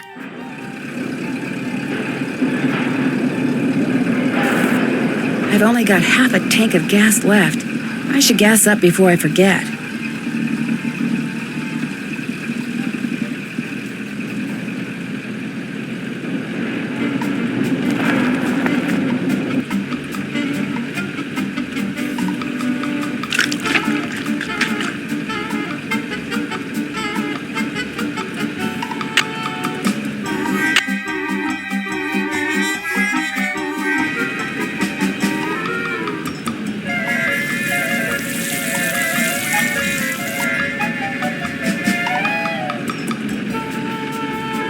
Hi, I'm supposed to deliver this telegram to Willie Joe. Is that you? No, I'm Willie Joe's Uncle John. I see that she gets it, though. She? She, with a capital S. Well, bye.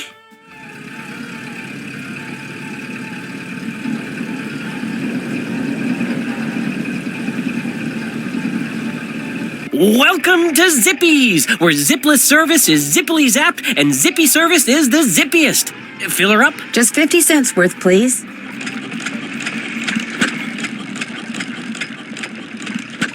That'll be 50 cents. Here you go. Drive zippily.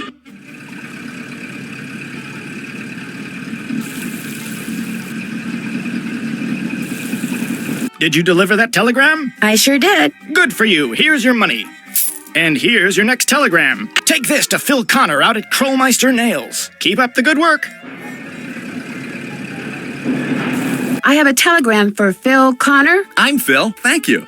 I got a tip for you. Here. Ow, that's a nail. That's what we make here. Nails. Beauty, ain't she? Thanks, but no thanks, Mr. Connor. Bye. Did you deliver that telegram? I sure did. Good for you. Here's your money. And here's your next telegram. This one here is for Helen C. White. She's at the library. Keep up the good work. I have a telegram here for... Shh! You're in a library. Sorry. This telegram is for Helen C. White. Who? Helen C. White. Bill and Steve Wright? Helen C. White. Shh! Here. A telegram for Miss White. I'll give it to her. Thank you. You're welcome. What? Never mind. Shh! Did you deliver that telegram? I sure did. Good for you. Here's your money. And here's your next telegram. This one goes to Molly out at Vash's Dairy. Keep up the good work.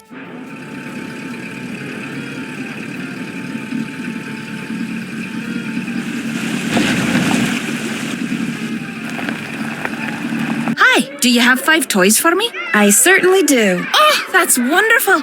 You're such a saint, you hear me? A saint. I'd better get these inside before the children see them. Thank you so much. Mrs. O'Shea, the raffle tickets? Oh, the raffle tickets? I don't have them, dear. You'll have to pick them up from Phelps Print Shop. Then just take them straight to Mr. Kowski. We don't pull hair, Ralphie. Especially when we have jelly on our hands. Phelps Print Shop. Wonderful.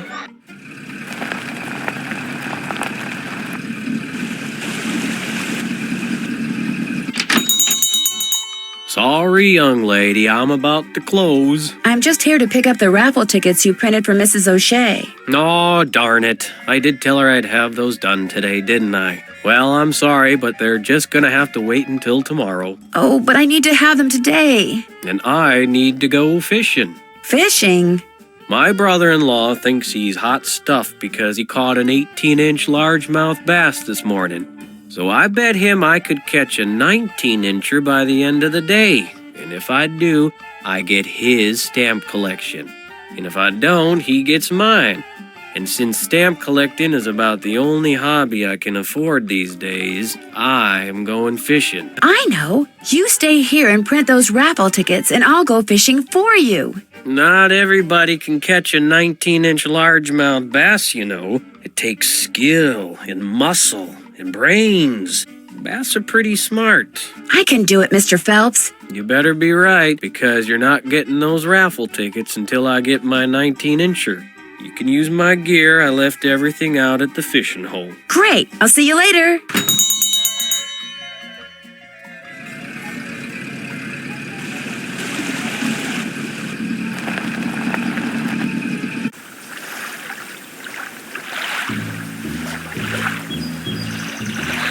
The first thing I need to do is bait my hook.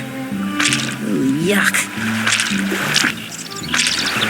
Now I toss this in the water, and when the bobber goes under the water, I need to pull the line up fast.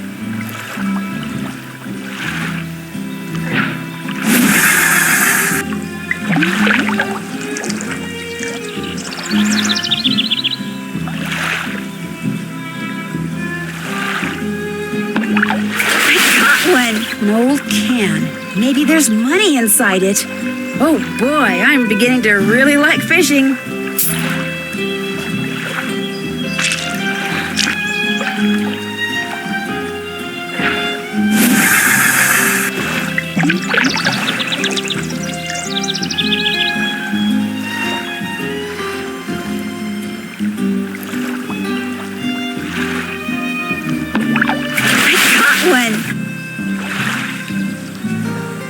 This isn't what I want.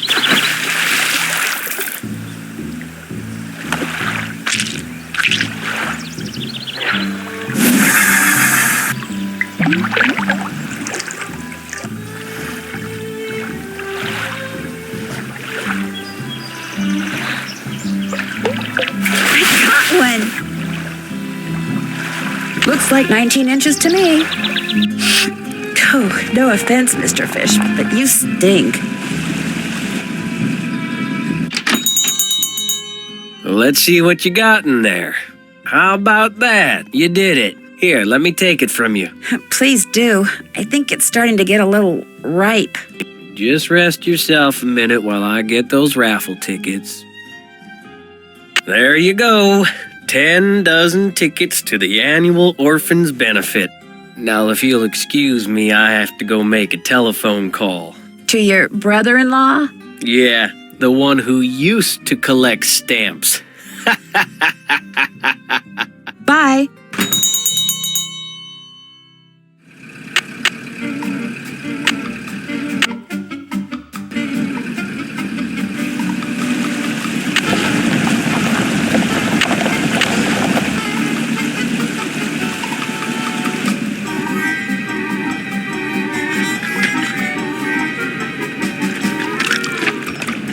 Hi, Mr. Jones. I've got a telegram here from Molly. She's in the milking shed. I'll give it to her. Say, I got some freshly churned butter here. That's okay.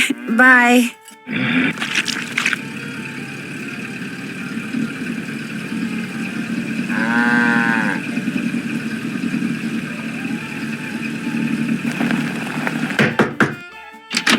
Do you have my bridge cards? Well, no, but...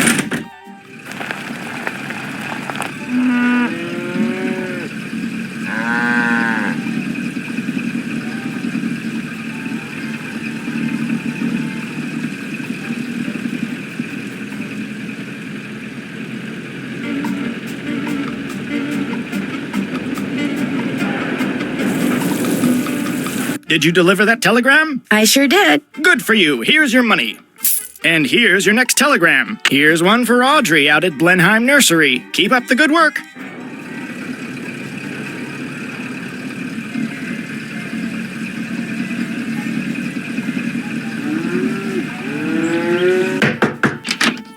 Hi, you got those raffle tickets for me? I sure do. Great. And here are Mrs. Sheldon's bridge cards.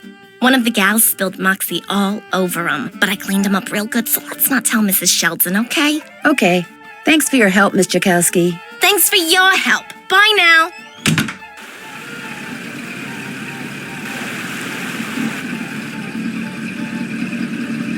Hello, I've got a telegram here for Audrey. I'll see that she gets it. Just leave it on the desk.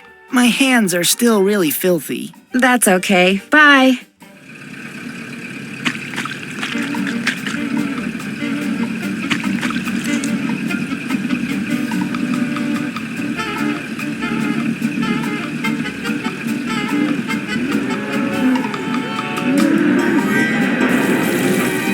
Did you deliver that telegram? I sure did. Good for you. Here's your money.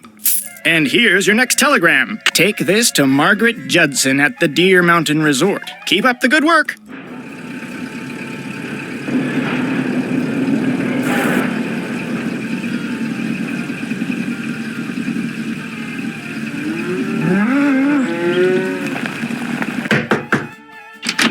Do you have my bridge cards? Right here. Good. And here is Josiah's trivet. I didn't realize when I asked to borrow it that it was such an eyesore. But once a sumptuous dish of my buff stroganoff was placed atop it, I assure you, no one noticed. Now do run along. My guest will be arriving any minute. And that dress of yours, it's, well... I like this dress. It's very flouncy.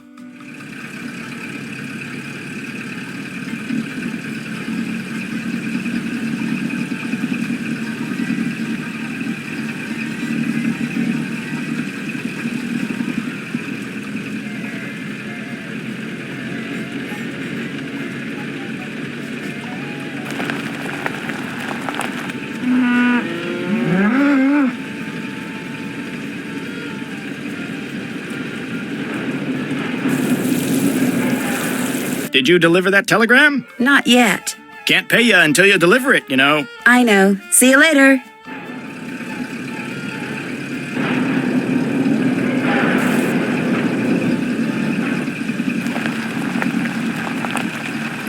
Hello, I have a telegram here for Margaret Judson. She'll be delighted, I'm sure. I'll take it to her. Thank you. Bye. I've only got half a tank of gas left. I should gas up before I forget.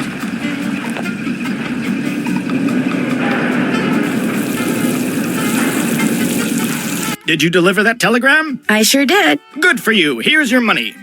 And here's your next telegram. This one goes to Counselor Ed out at Camp Avondale. Keep up the good work.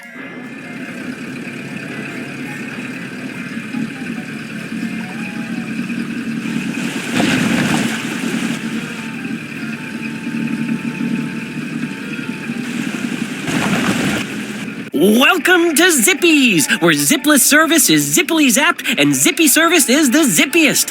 Fill her up? Just 50 cents worth, please.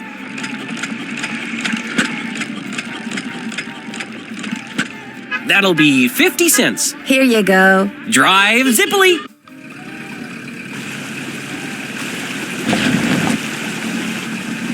Hi, Alice. Is Counselor Ed around? He has a telegram. I think he's down at the swim dock. I'll take it to him. Thank you. Bye.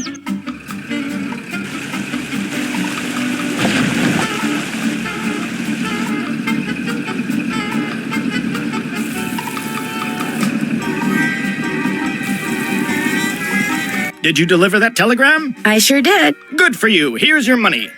And here's your next telegram. This one's for Mrs. Perkins at Sunnybrook Farms. Keep up the good work.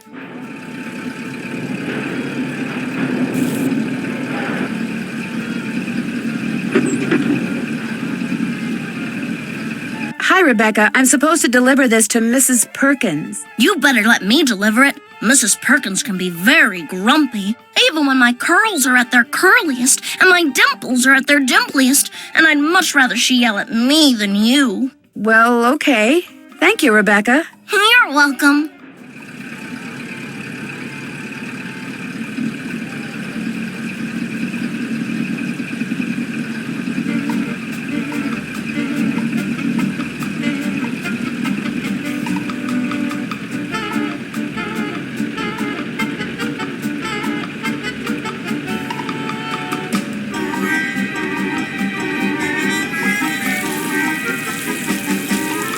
Did you deliver that telegram? I sure did. Good for you. Here's your money. And here's your next telegram. Deliver this to Professor Randall out at the observatory. Keep up the good work.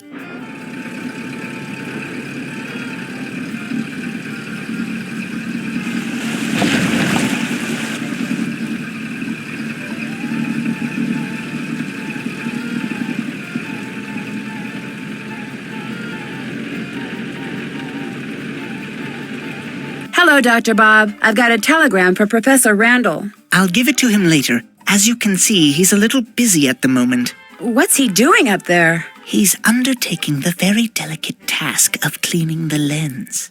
Uh-oh. Randall! What have you done? I'll be going now.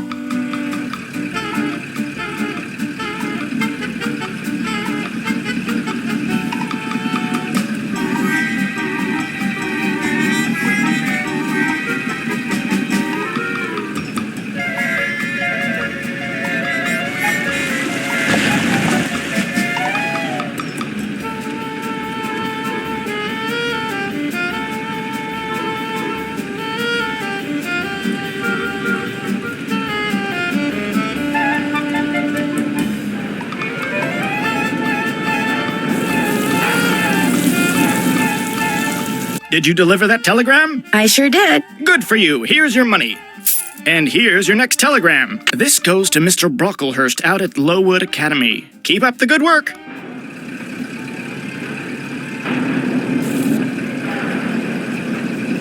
Hello, Miss Temple. I've got a telegram from Mr. Brocklehurst. He's in class. I'll give it to him. He too gets paid very little.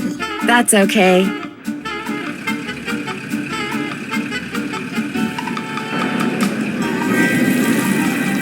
Did you deliver that telegram? I sure did. Good for you. Here's your money. And here's your next telegram. Go down to the railroad station and deliver this to Lizzie Joe. Keep up the good work.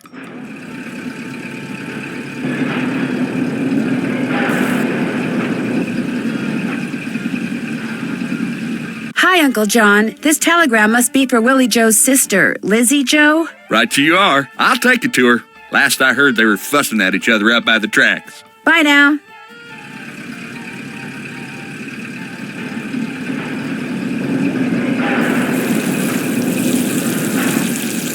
Did you deliver that telegram? I sure did. Good for you. Here's your money. And here's your next telegram. Head over to Krollmeister Nails and deliver this to Dee Dee. Keep up the good work. Hi, Mr. Connor. I have a telegram here for Dee Dee. She's out back boxing up nails. I'll take it to her. You change your mind about that tip? Oh, that's okay. That nail you tried to give me before wasn't rusty, was it? Let me check. Nope. Nice and shiny and sharp. Good. Bye.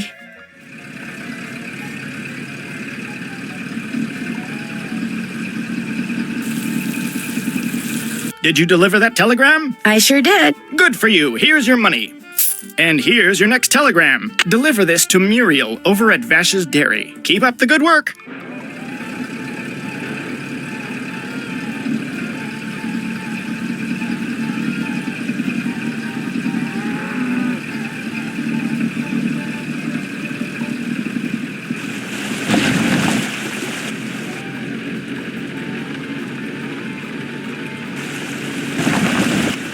Welcome to Zippy's, where zipless service is zippily zapped and zippy service is the zippiest. Fill her up? Just 25 cents worth, please.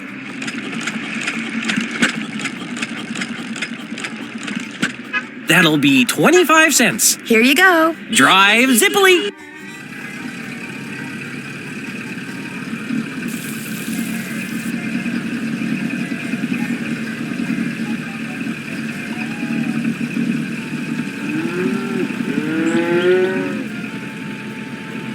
Mr. Jones, does somebody named Muriel work here? You bet. Here, I can deliver that for you. Need some sour milk? Makes great pancakes. No, thank you. Bye.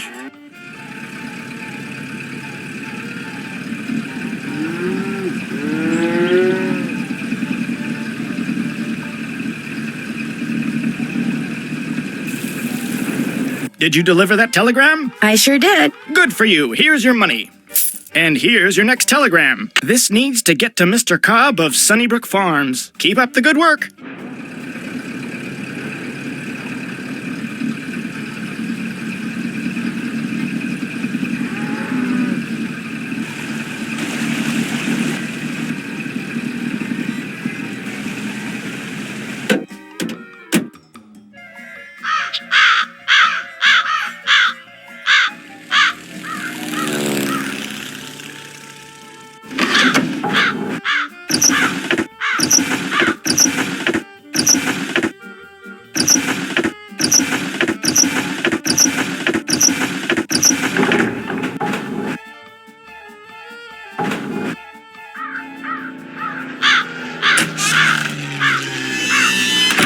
Hello, Miss Drew. Hi, Mr. Topham.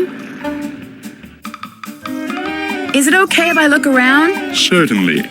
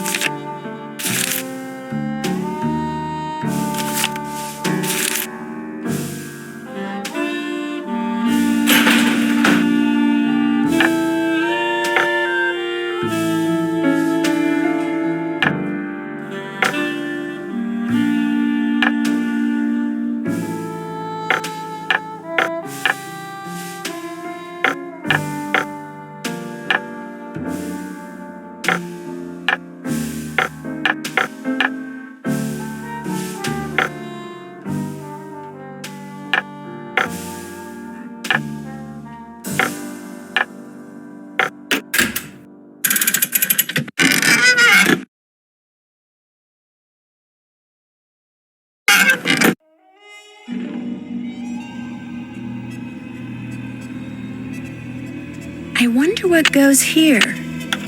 I can't get it out.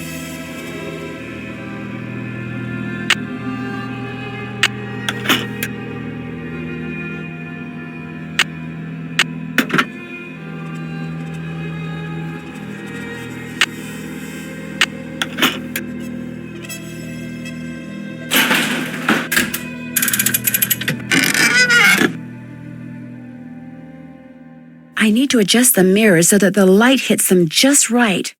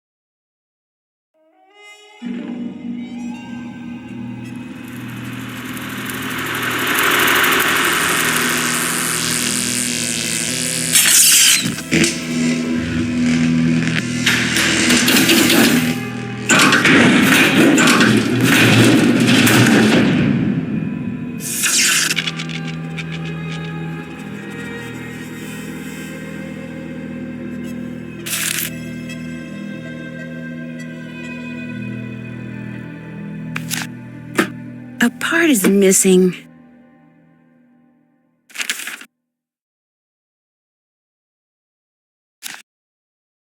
I've seen these symbols before. They were in that newspaper story about hobos.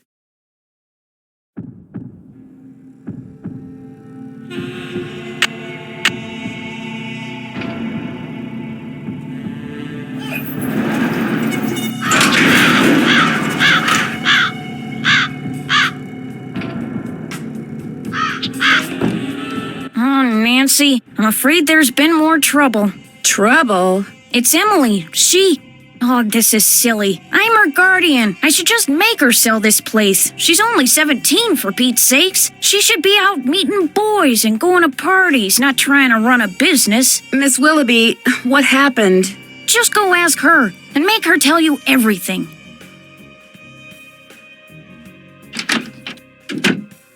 Jane told you, didn't she? Not really. That picture on the wall over there, I saw it move. I was just sitting here and it moved all by itself. I saw it move, I really did. Last week, a book fell off the shelf for no reason. And before that, I heard these weird noises. And almost every day I hear a voice, like a whisper, coming out of nowhere. Jane thinks it's nerves, but I don't want to talk about this. Did you see Jim Archer? I'm afraid I don't have very good news. The jewelry wasn't insured?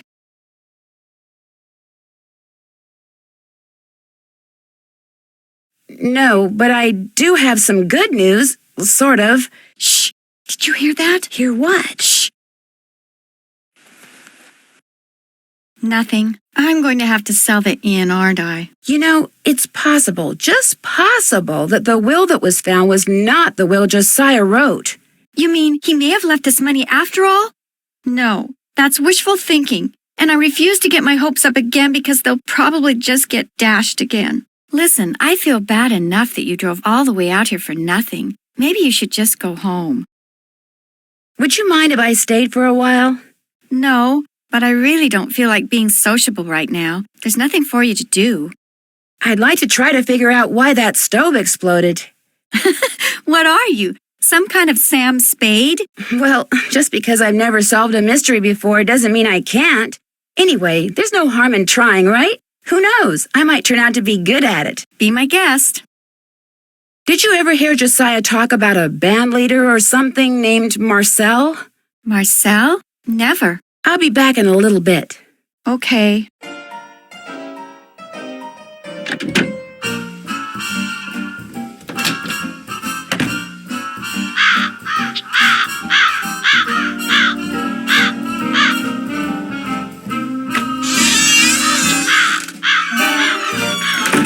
Hello, Miss Drew. Hi, Mr. Topham.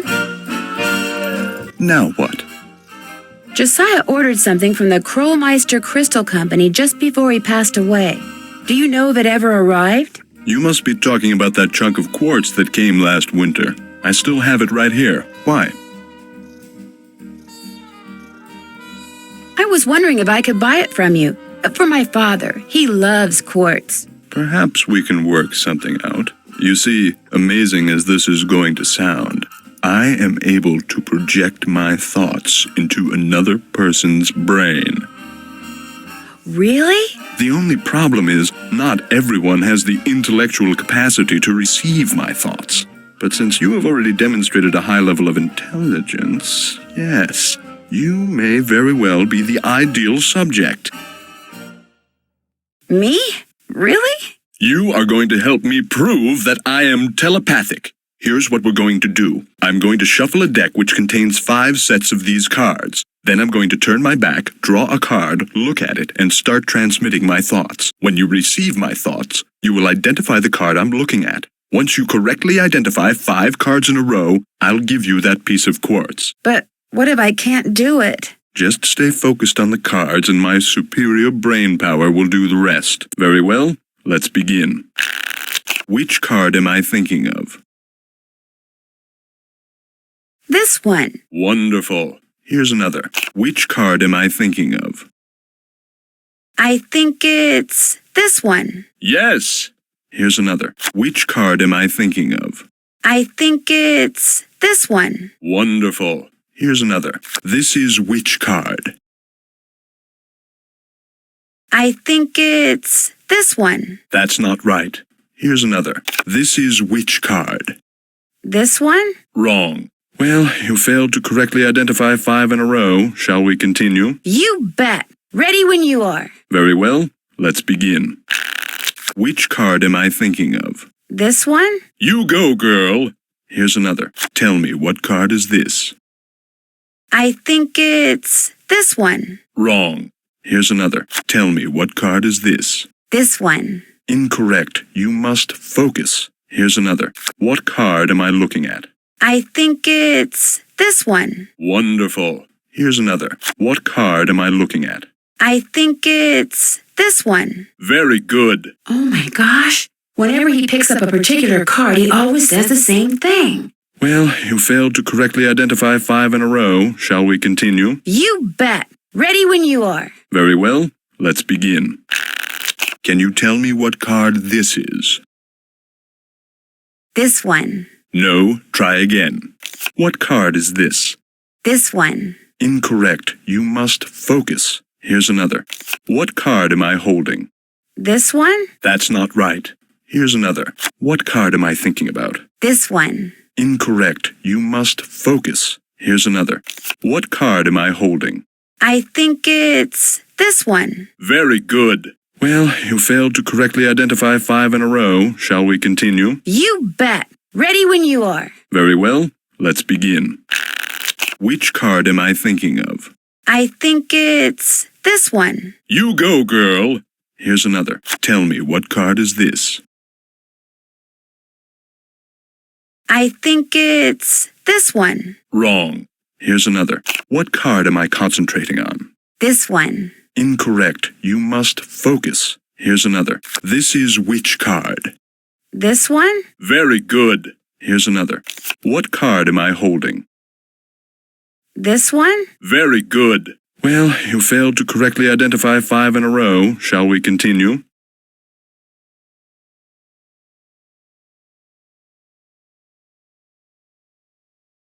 You bet. Ready when you are. Very well. Let's begin. Which card am I thinking of?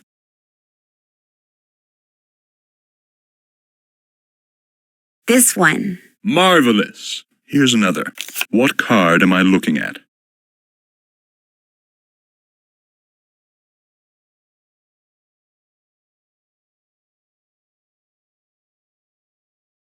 This one? That's not right. Here's another. What card am I holding? This one? Wrong. Here's another. Tell me, what card is this?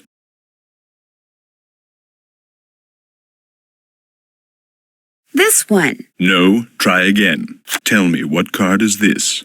This one? Wrong. I wonder, could he be telling me what card he's picking up by which question he asks me? Well, you failed to correctly identify 5 in a row. Shall we continue? You bet. Ready when you are. Very well. Let's begin. What card is this?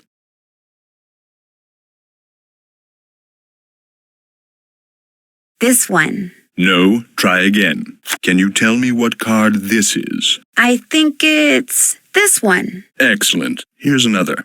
What card am I looking at? I think it's this one. Yes. Here's another. What card is this? I think it's this one. That's not right. Here's another.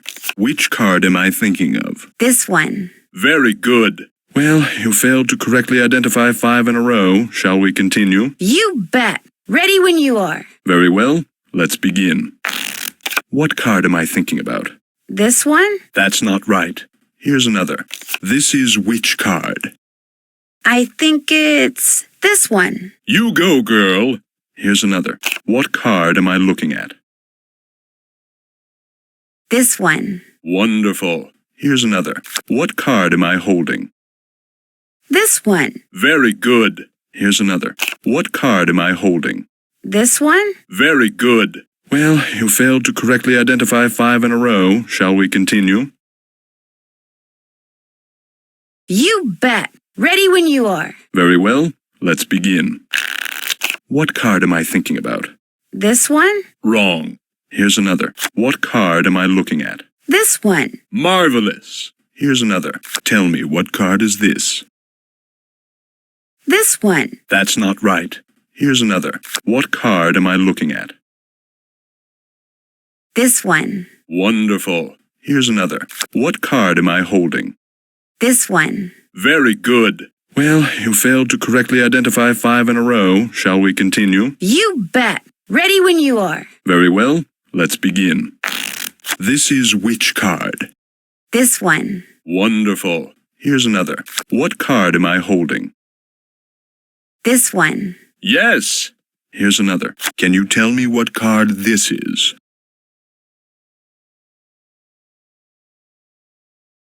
This one. Excellent. Here's another.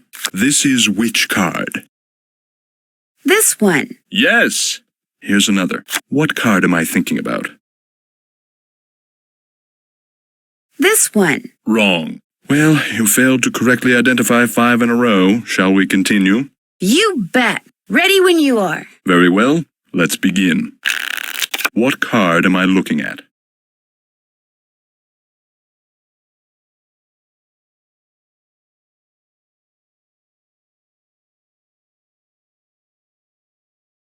This one? That's not right. Here's another. What card am I thinking about? I think it's this one. That's not right. Here's another. What card am I concentrating on?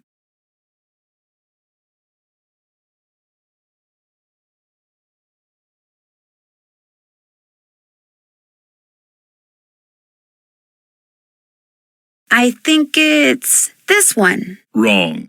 Here's another. What card am I concentrating on?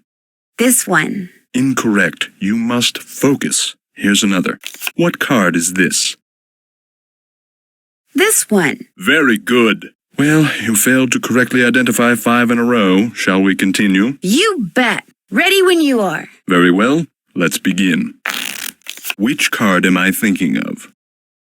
This one? Excellent. Here's another. What card am I concentrating on?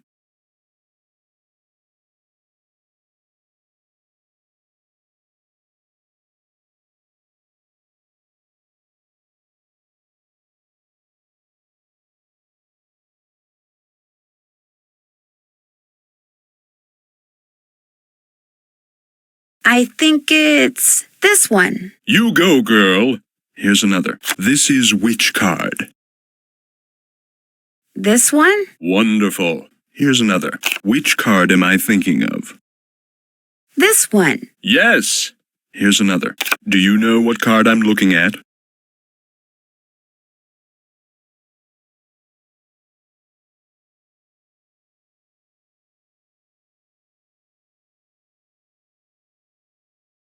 This one. Very good. You did it. Well, actually, I did it. But in any case, thank you for your assistance. Here's the piece of crystal that Josiah ordered. Take it. You've earned it. Well, actually, I earned it, but let's not quibble. But Mr. Topham, you didn't really. I'm afraid that subconsciously you may have. Yes? Never mind. Do you need anything else? Do you by any chance know who Marcel is? Marcel was what Josiah called his favorite hat. His hat? The man named his hat? He loved that hat, so to him, naming it made perfect sense. Do you still have Marcel? No, as a matter of fact, I gave that hat to Gloria Crandall. She said she was fond of the old fellow and wanted something to remember him by, although I suspect the real reason she wanted that hat was to see if he'd stashed any money in it. What do you think happened to the key to Josiah's safe deposit box? Josiah no doubt lost it. He had a terrible memory, poor fellow. Are you still looking for the key? What's the point? No doubt it's filled with the same thing as this house. Junk. But if it's junk, why haven't I gotten rid of it, you may well ask. Well, I know it's silly to hang on to Josiah's things, but he was a wonderful man, you see, and I just don't have the heart to get rid of them. Too sentimental for my own good, I guess. It was nice talking to you. I knew you were going to say that. A little psychic humor.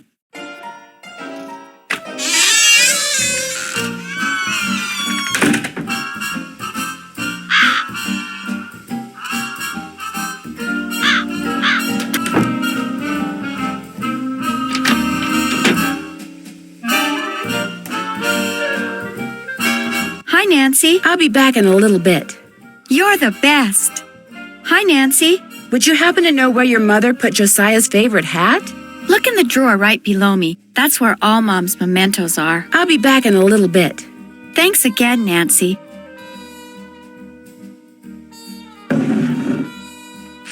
Maybe this is the key to Josiah's safe deposit box. You don't need to look at everything in there, do you? Sorry.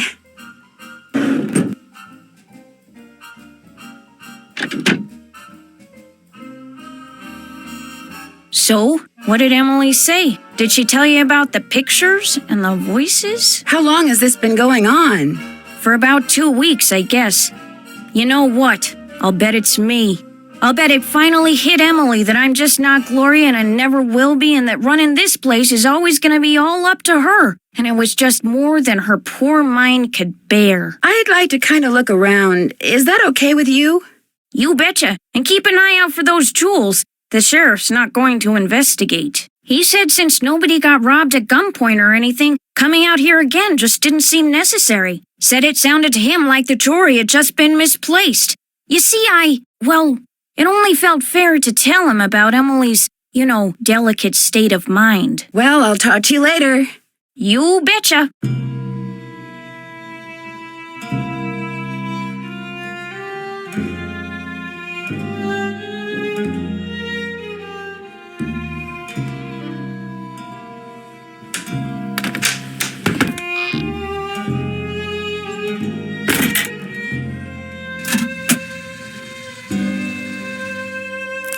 Guess I better not. From the looks of those lanterns, I'm not the only one who's been down here recently.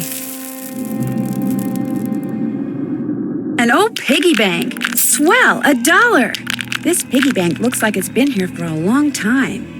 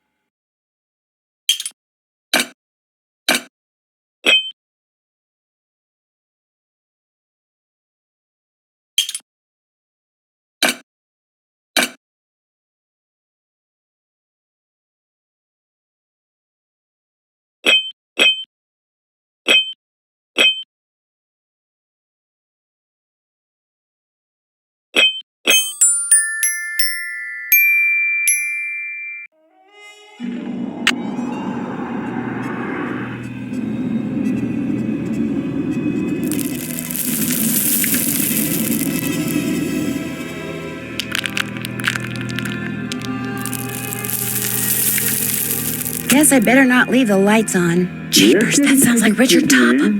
This door must open right into his living room. Good kitty.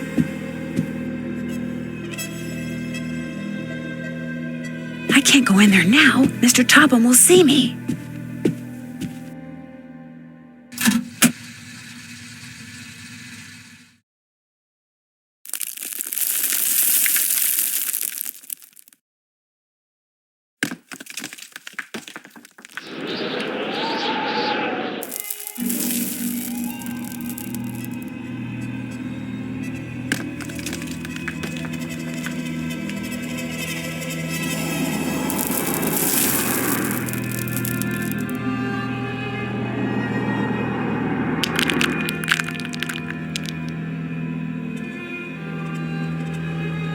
Guess I better not leave the lights on.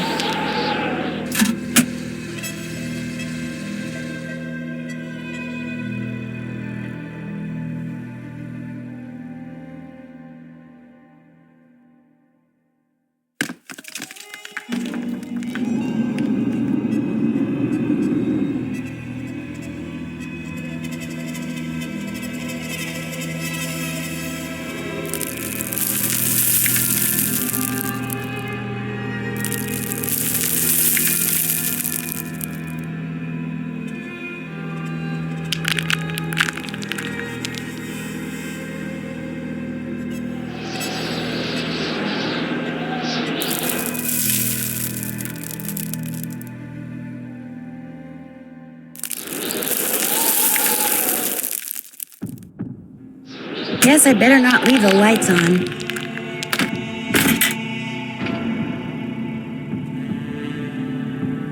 What's cooking? Well, I'll talk to you later. Don't take any wooden nickels.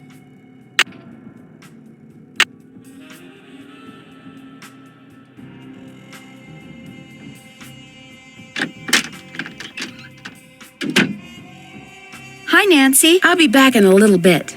Okay. What could have made this picture move?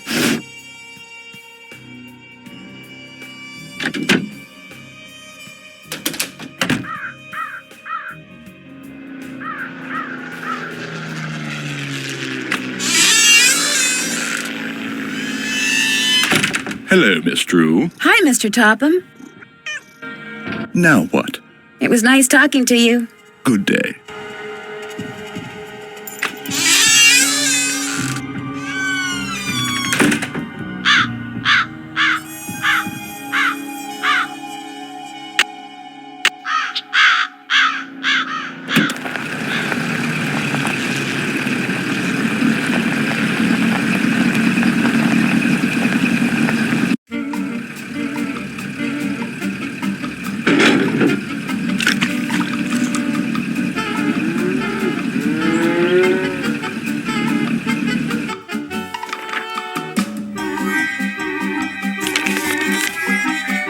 Hello again.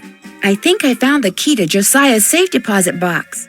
Really? I have it right here. It is from this bank. May I see if it opens the box? It takes 2 keys to open a safe deposit box, the owner's key and my key. And in this case, I'm under no obligation to open it for you. Oh, but However, were you to do me a small favor... Sure. I hired a seamstress to make a dress for my wife's birthday next week. Unfortunately, the seamstress and I had a falling out, and now I need to find someone to finish the dress. Just hire a new seamstress. Oh, the fact of the matter is, the dressmaker quit because I couldn't pay her. I misled you before. Business is not fine. This bank is on the brink of ruin. Oh, I'm sorry to hear that, Mr. Archer. I wanted to get my wife something nice because, well, it might be the last nice thing she gets for a long, long time. Now, Emily once mentioned that Jane used to be a dressmaker. Say no more. Just give me the dress and I'll take care of it. I have it right here. The seamstress said that all the pieces have been cut out and basted together. All that's needed is a sewing machine. When it's finished, bring it back and I'll let you try that key in Josiah's safe deposit box. I guess I'll be going. Give my best to Emily.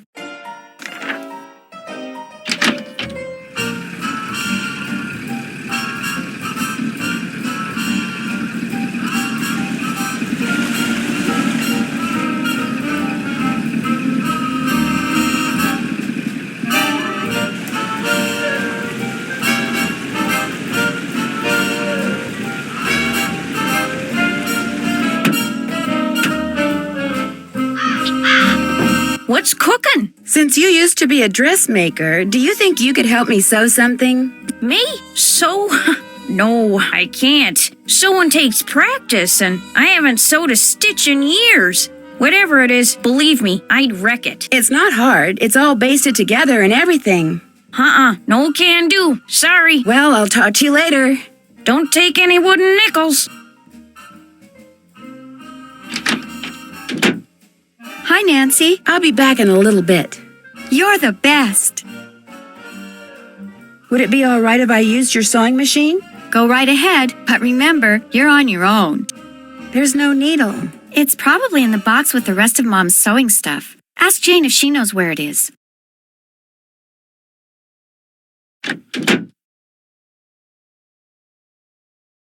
What's cooking? Would you happen to know where the needle for the sewing machine in Emily's room is? I moved all of Gloria's sewing things out of there and put them in a little box. Look, I'm supposed to get the pies we baked before all the hullabaloo this morning ready for the delivery man. They gotta be put in the shipping container just so, or he casts a kitten. This is how he wants them organized. Now why don't you go out on the porch and get those pies ready to go while I look for that sewing box? Sounds good.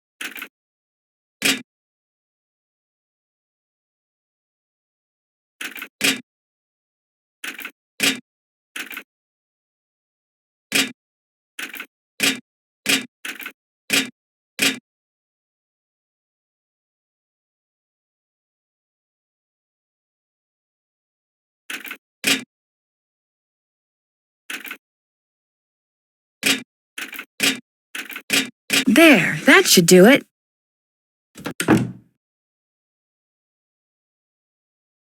I'll bet those are the two brothers that built the inn and Josiah's house. I'll bet this was taken in that passageway I found. There's something written on the back.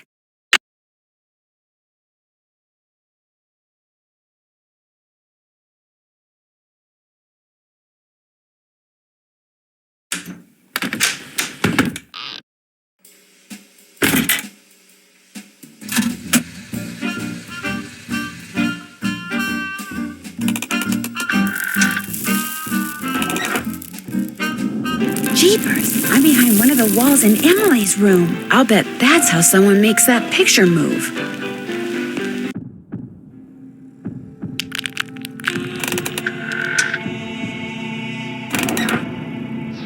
Guess I better not leave the lights on. Thanks for doing the pies. The more I do it, the worse I seem to get at it. Here's that box. I'm sure that sewing machine needle is in there somewhere. I see it. Remember, when it comes to using it, you're on your own, kiddo. I think I know why Emily has been seeing and hearing strange things. Well, I'm all ears. Tell me. I found a secret passageway that goes from the inn to Josiah Crowley's old house.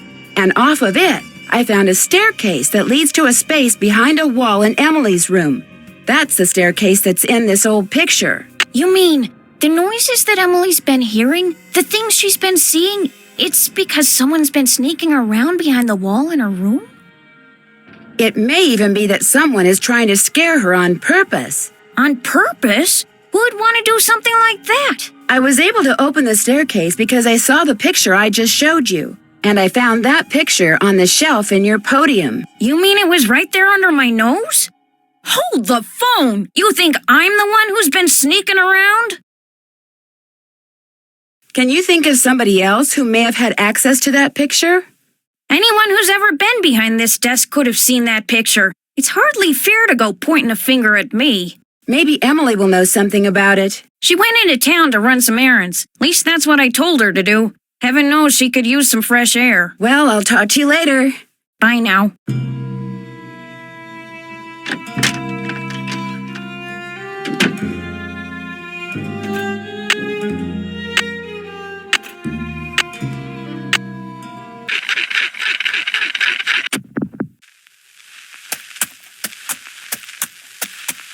I'll never forget the night it all began, that dark, stormy, fateful night when I decided the time had come to rid the world of the creature. But it would take money to do that, and to get money, I needed to confront my arch-enemy, Nick, who had recently become able to transform himself fittingly into a giant warthog. When his forest hideaway came into view, I dismounted and approached the door on foot so I could take him by surprise.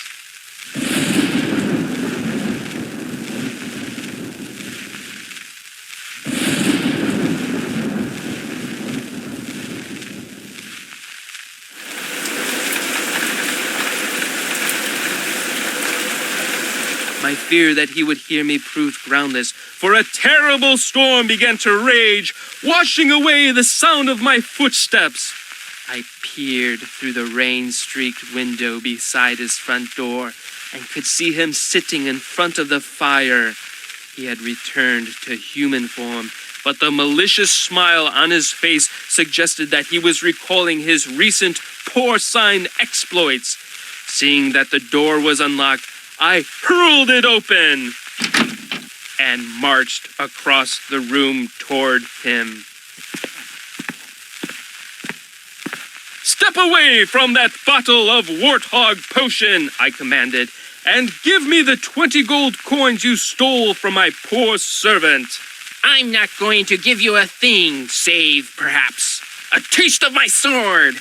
And with that, he drew his sword. In an instant, I had drawn mine, and so commenced the fiercest sword fight the world had ever known. The storm raging outside paled in comparison to our battle. To my surprise, Nick's experiences as a lower life form seemed to have improved his skill as a swordsman. I feinted, I parried, and yet victory eluded me.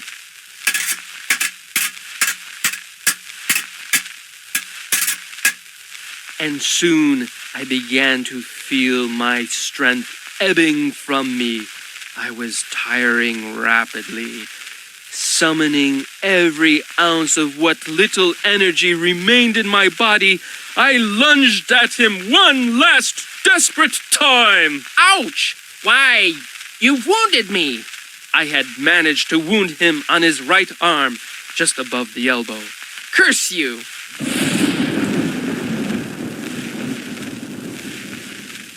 His words, punctuated as they were by an untimely clap of thunder, sent a shiver down my spine.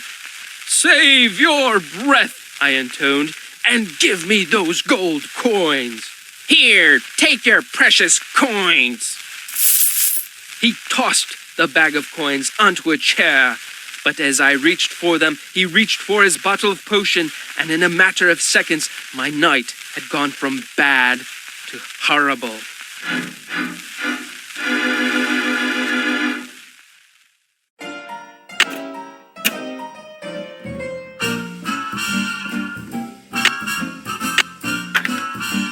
All I need is the dress Jim Archer gave me, and I can start sewing.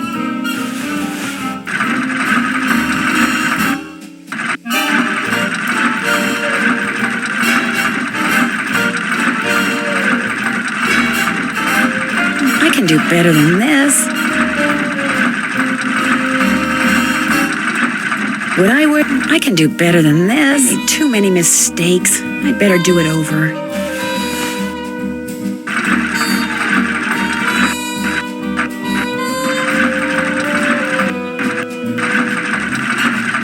Would I wear this? I made too many mistakes. I'd better do it over.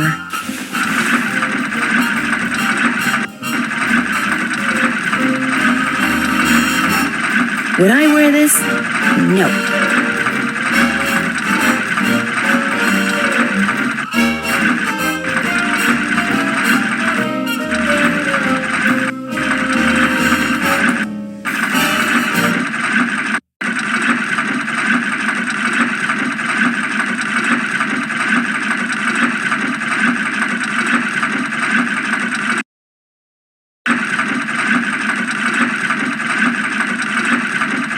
I made too many mistakes. I'd better do it over.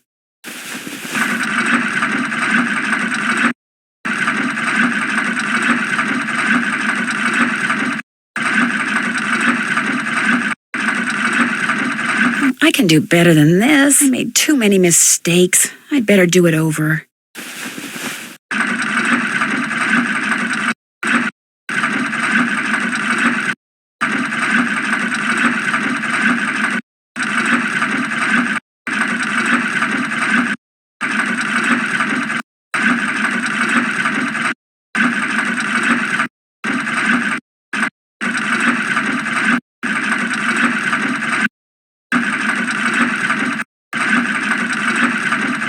Would I wear this? No. I can do better than this. I'd better start over. I made too many mistakes. I'd better do it over.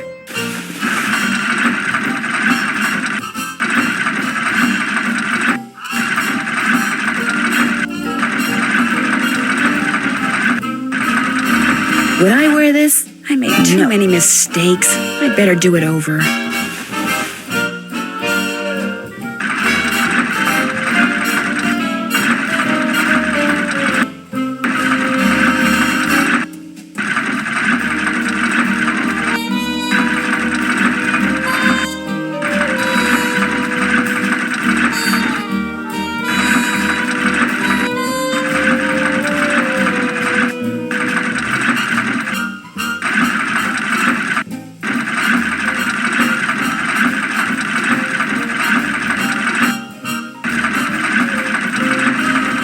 I'd better start over.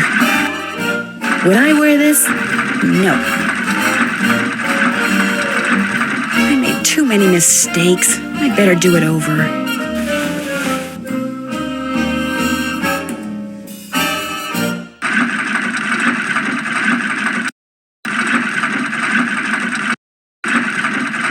I'd better start over. I made too many mistakes. I'd better do it over.